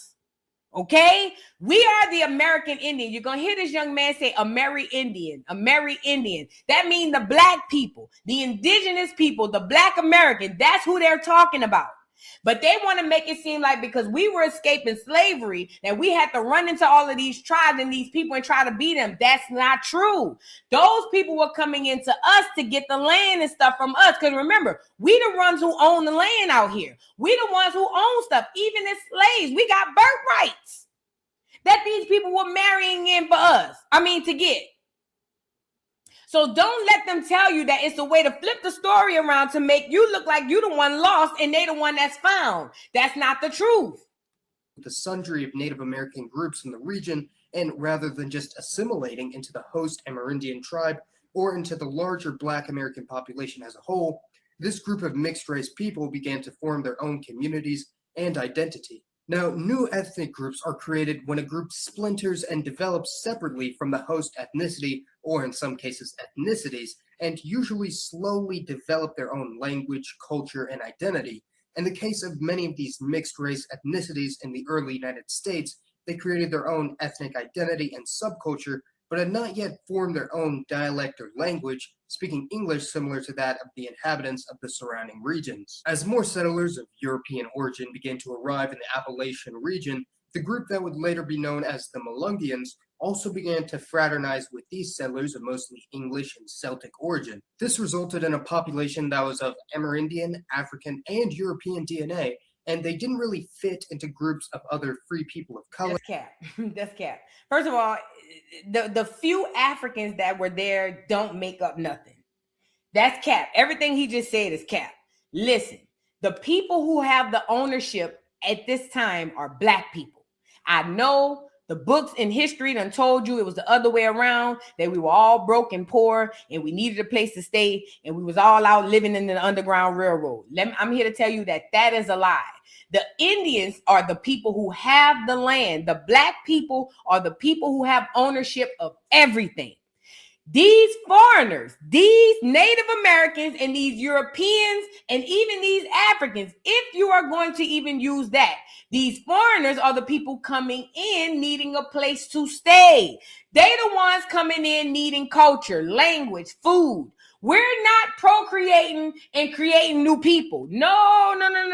That's not the case.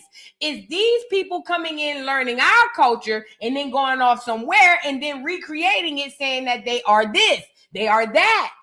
And then they put these people pictures in front of us and make it seem like this is a new group of people. It's not.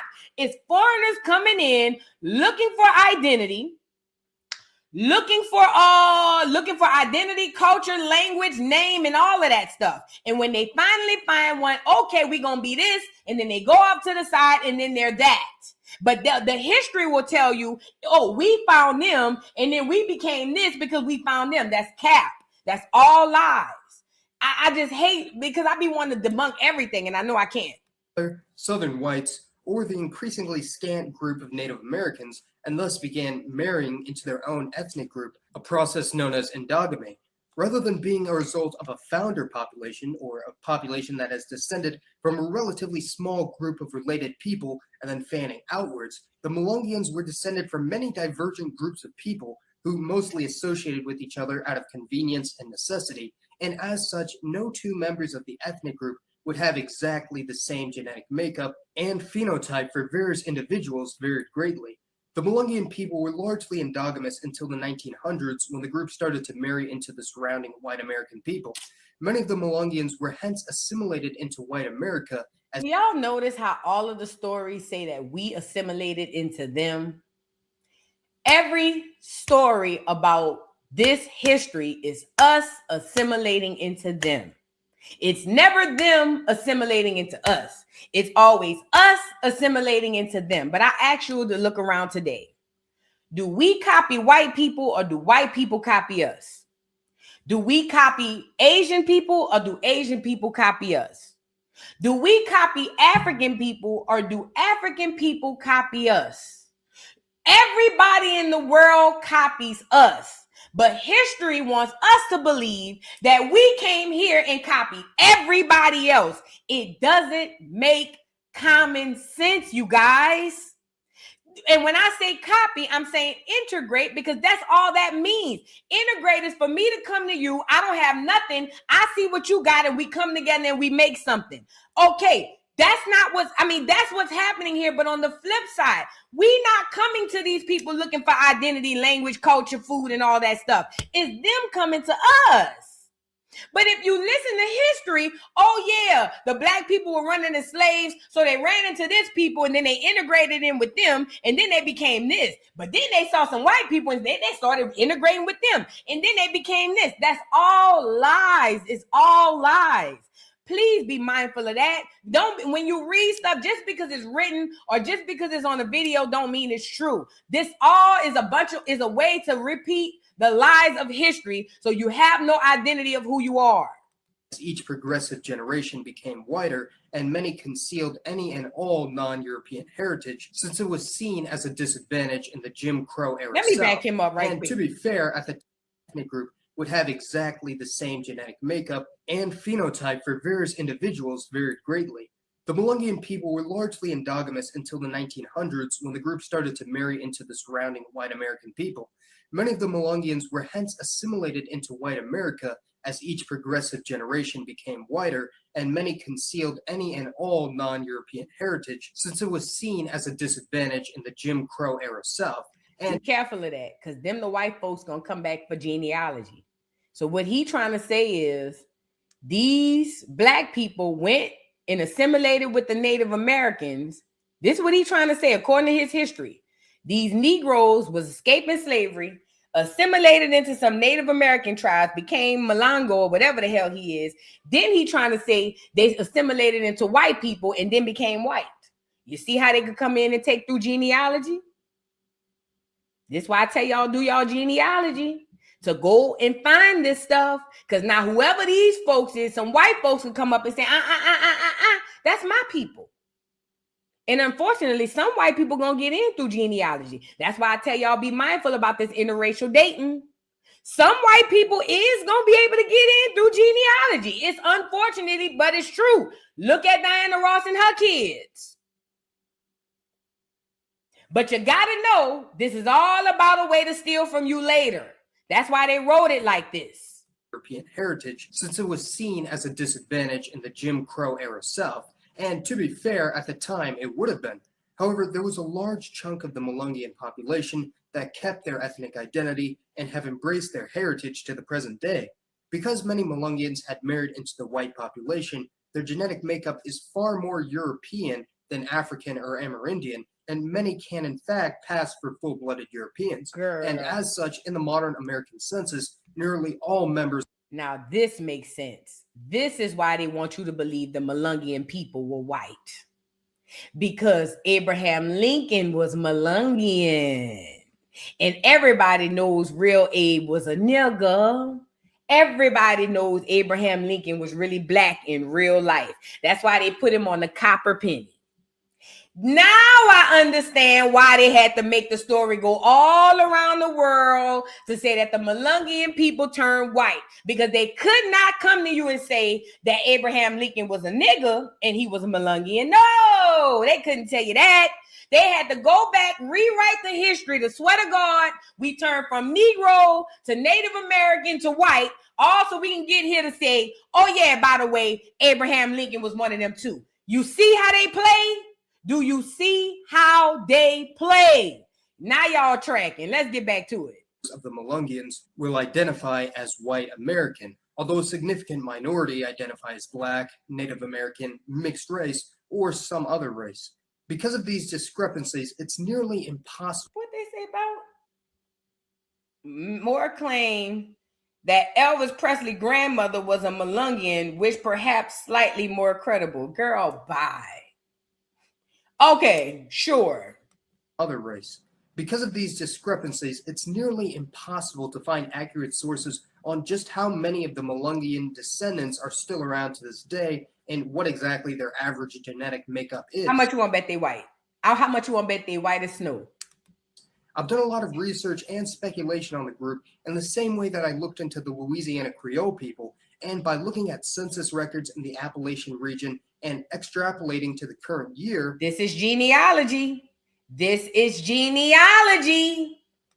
There are probably somewhere from 50 to 150,000 people that actively identify as Melungeon in the states of Tennessee, Kentucky, and Virginia. By pouring through countless genetic studies on the modern Melungeon people, it appears the average racial makeup of the collective is about 70.3% European, 15.7% African, 8.5% Native American, 3.4% Middle Eastern, 1.1% Jewish, and 1% Roma or Gypsy.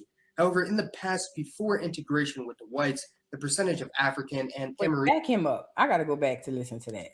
Sources on just how many of the Melungeon descendants are still around to this day and what exactly their average genetic makeup is. I've done a lot of research and speculation on the group in the same way that I looked into the Louisiana Creole people, and by looking at census records in the Appalachian region and extrapolating to the current year, there are probably somewhere from 50 to 150,000 people that actively identify as Melungeon in the states of Tennessee, Kentucky, and Virginia. By pouring through countless genetic studies on the modern Melungeon people, it appears the average racial makeup of the collective is about 70.3% European, 15.7% African, 8.5% Native American, 3.4%. 70% European? That's what he's saying the people look like today. Wait. So he's saying that's because, let me tell you why they're saying this. They're saying this because the Melungeon people going to be all blonde hair, blue-eyed whites. Poor whites, good whites, bad whites. These are going to be the people who going to pop up today and say, hey, that's my people. So they got to make the paperwork match what the people going to look like. Does that make sense? This is why I tell Black America, go do your own genealogy. Because once the Black people go do their genealogy and find out they the real Melungeon, all of these white folks go away.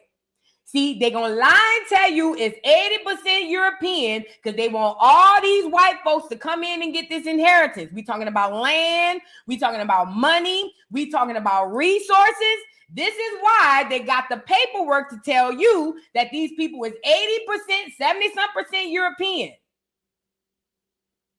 This is a way to steal Black America. So they're going to tell you that those people today are 70% European. That's their way to take your money, your land, your resources. And then he got it. It's only 15.7% American Indian, which is Black. No, I'm sorry. 8.5% American Indian, 3.4 Middle Eastern, 1.1 Jewish, and 1% Romanian. Wow.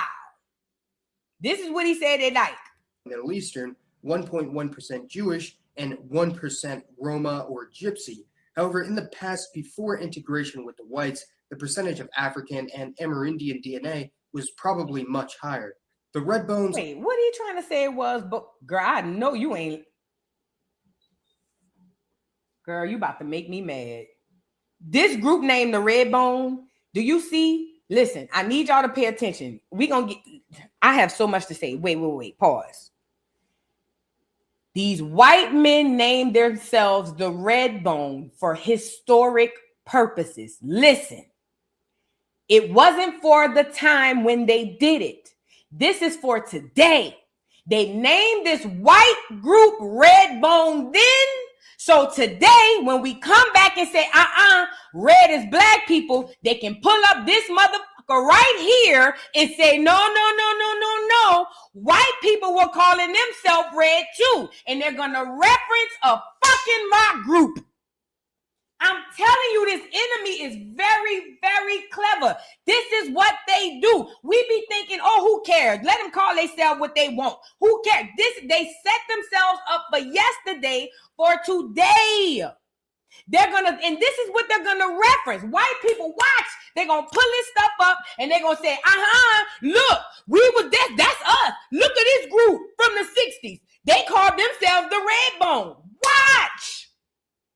Watch. This is why they do this stuff. You thinking it's small, minute, who cares? No. This is everything that you see is done by design. Everything is by design. Lord have mercy. This just blew me. Not them calling the Red Bones. I know you lying. However, in the past, before integration with the whites, the percentage of African and Amerindian DNA was probably much higher. The Red Bones are another multiracial group of Native American, European, and African mix that inhabit the border region between the states of Texas and Louisiana. Where's the African?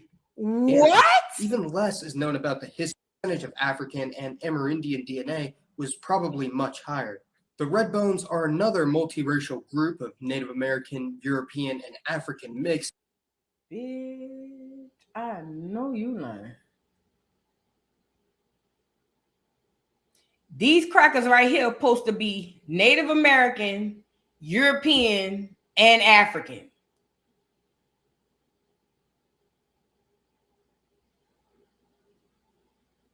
These four right here. Yeah, this is big. This is huge. This is big. That inhabit the border region between the states of Texas and Louisiana. Even less is known about the history and origin of the Red Bones than the Melungeons, but from what we can tell, the Red Bones are most likely descended from an early group of Melungeons who settled in the neutral zone between what was then the American state of Louisiana and the state of Coahuila and Tejas in Mexico. As more European and American migrants from the southern United States began to settle in Mexican Texas, they frequently clashed with the Red Bones of eastern Texas and southwest Louisiana, culminating in the Regulator-Moderator War in the 1840s, which wasn't necessarily fought exclusively over the Red Bones, but greatly involved their group. Very few people actively identify as an ethnic Red Bone. Let me give y'all the tea. Man, these people just literally wrote y'all out your own story. They wrote us out our own story. Ain't no cracker called no Red Bone, never then, never now. That's not the truth, y'all. These Red Bones that they referring to are real black people, but they just replaced them on paper with crackers. I'm telling you. All they did was take your story and put a white face on it. That's all they did. And then they switched out the history and said, oh, no. Because see, look, they integrated with some Europeans, so now they white. I'm telling you what they did. I'm telling you, I've never heard a white person be named Red. Nothing. I've never even seen a white person with red hair and they call them red.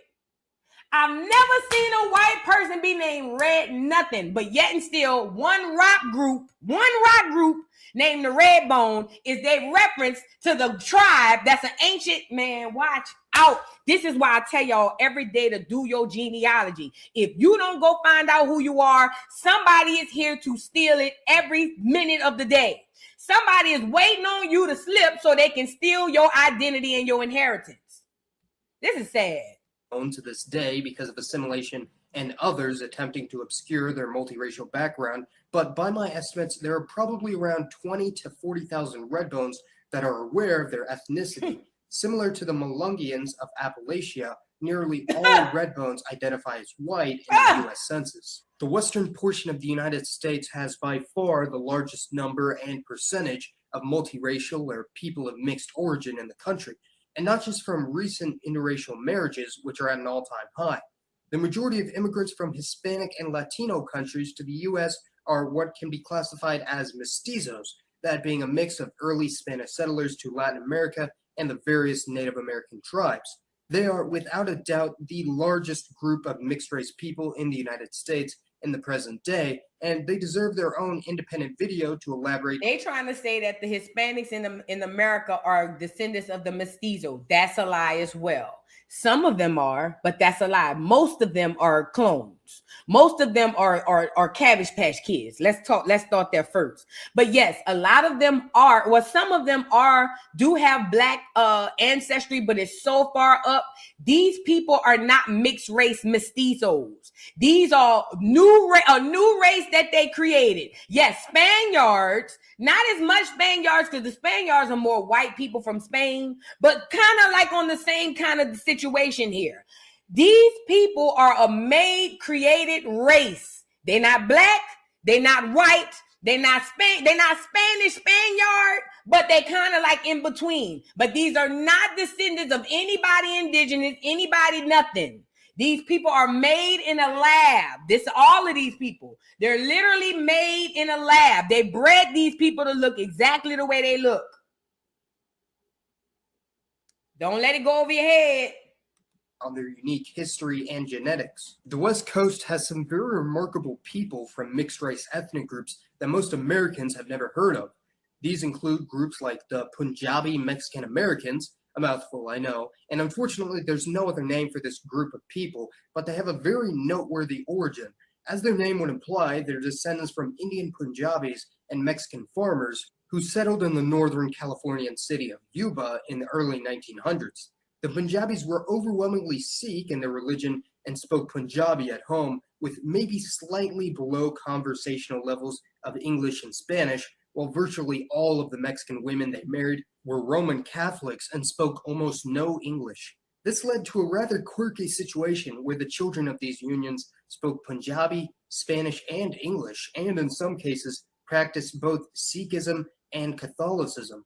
Their descendants are still around today, but number perhaps only in the low thousands, as the majority of them were either absorbed into the growing Indian or Mexican communities in Northern California. Additionally, a huge chunk of the U.S. state of Hawaii's population is mixed race at around 23%, making it the highest percentage of any state if you don't count mestizos as being mixed race. This is no shade, but the Hawaiian, you want to talk about super mixed? The Hawaiian is literally just a gumbo pot of the Asians, maybe a little sprinkle of the Spaniard. It's just, I don't want to call it that word, but does that make sense? You know what word I'm going to when you make anything with anything and it just, you know? That's the Hawaiian. It's just, you know, I don't want to say the word, but y'all know where I'm going with it. You know, these people, none of these people are indigenous to nothing. Thank you, Atomic Indio. You got it. Thank you, Mimi. You got it. Y'all understand where I'm going with it. You know what I'm saying? But these people are not the real indigenous people. I told y'all what the real indigenous people of Hawaii look like. They literally my color. They literally look just like me. They look just like me. The indigenous Hawaiians, the indigenous of all people look like me and they look like you. Don't let these people come on this internet and lie to you. These new people that they created, these created characters that they just created and gave to us are not the real indigenous people. This is all lies. And the only way this lie works is if we don't do the genealogy and they go in and take claim to who we are. Which they are, of course, but the U.S. Census counts them under some other race rather than multiracial, which is odd. However, the majority of the over 400,000 mixed-race people in Hawaii are mostly unrelated incidences of parents of different races rather than being a part of an established ethnic group that is of multiracial origin, such as the previously mentioned Malungians or Redbones. The most common mix for multiracial Hawaiians would be Pacific Islanders, mostly Polynesians, and East Asians, mostly Japanese, followed by people of European and Polynesian ancestry and European and Asian ancestry. There's also a large community of people with both European... Let me give y'all the cliff notes. White folks mixing with the Asians. They just give them all different exotic names, but this ain't nothing but a bunch of crackers mixed with the Asians. Soy milk mixed with the whole milk. That's all this is. That's all you're looking at. I'm telling you right now. They're going to call it this, call it that.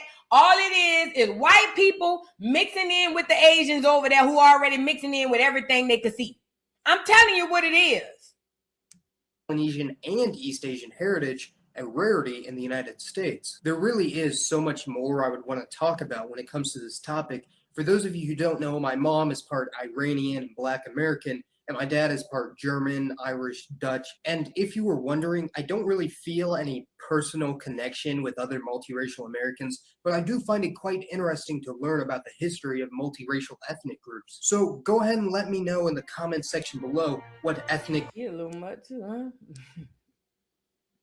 That boy say, my mama part Black American, Sudanese, Japanese, dirty knees, ugly knees. My daddy, he this, that, and the third. Shout out to the young man, even though he's spreading a bunch of cap. Listen, y'all got to understand what we're dealing with. Listen, the only reason these people can make these videos and say these things is because not just in North America, all over the Caribbean, all over South America, Canada, Mexico, we got indigenous people who do not know who they are. History is specifically rewritten to corroborate their story because they want you to believe their lies. Remember, their lies makes them a lot of money. This is how they get land. This is how they get resources. This is how they get businesses. The whole thing is to take your identity. And that's what this whole live was about today. The Trojan horse of the mulatto and how it has come in and screwed all over Black America. We haven't even touched the surface in genealogy yet. We have not touched the surface in our genealogy yet. We're literally just waking up to the idea of genealogy. But let me tell you something. When you start going into genealogy and finding out who you are, you're going to go and make claims to the things that belong to you, i.e. land, businesses, homes. It does not matter because that's what this is all about. Going in and get what's owed to you. All right? All kinds of things that was taken from your ancestors, you are here in 2026 to go get that back. The reason why these foreigners and all these people can lay claim to these names, these cultures, these identities, these lands and all of this stuff is because we don't know who we are yet. We have no idea that these mother pluckers has literally been splitting our land up, splitting our money up, splitting all our shit up. We have no idea that this is going on. We chilling. We at the party. We having a good time. Boots on the ground. Whole time they behind the scenes taking everything that ain't glued to the floor. And the reason is because we don't know who we are. Genealogy. If you don't know nothing else, know who you come from. And when you know who you come from, it literally makes all the difference in the world. You know, I was on the phone with my great aunt.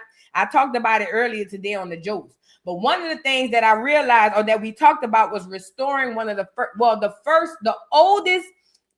first church in Mississippi, all of Mississippi, Salem, Mississippi. That was my family who fought them crackers for them not to come over here and put that church in Mississippi. Okay, it was my people, now, along with other people, but still, my bloodline is the part of the people that fought them crackers off, and he had to go back and get the military to come back so they can put the very first church in Salem, Mississippi. This come from my folks. I'm telling you this, I would not have known this had I not done my genealogy, had I not talked to my elders, had I not talked to the people who knew about this. This is why in 2026, we waking up so we can go back and get these things, because right now it's about birthright and what belongs to you and telling the real story. Because it's more than just telling the story. It's just righting the wrong, getting the truth out so that the last could be first and the first could be last. These crackers have been doing a good job of keeping us distracted, keeping us all off our rocker and not looking at the things that we need to be looking at. Now more than anything, if you Black American or you know somebody Black American, you need to be talking about genealogy. That's all you need to be talking about. Who your people is, where you come from. Oh, okay, what they own. Because what y'all are gonna find is what you heard, what you've been told about our history has been a lie, and a lot of it's been stolen through that Trojan horse they called the mulatto. If it was a snake, it would have bit us. Okay, let me read a couple of super chats before I hop up off here. We had 2 hours. Yeah, that's normally what I give Educational Friday. Deserving one, thank you so much.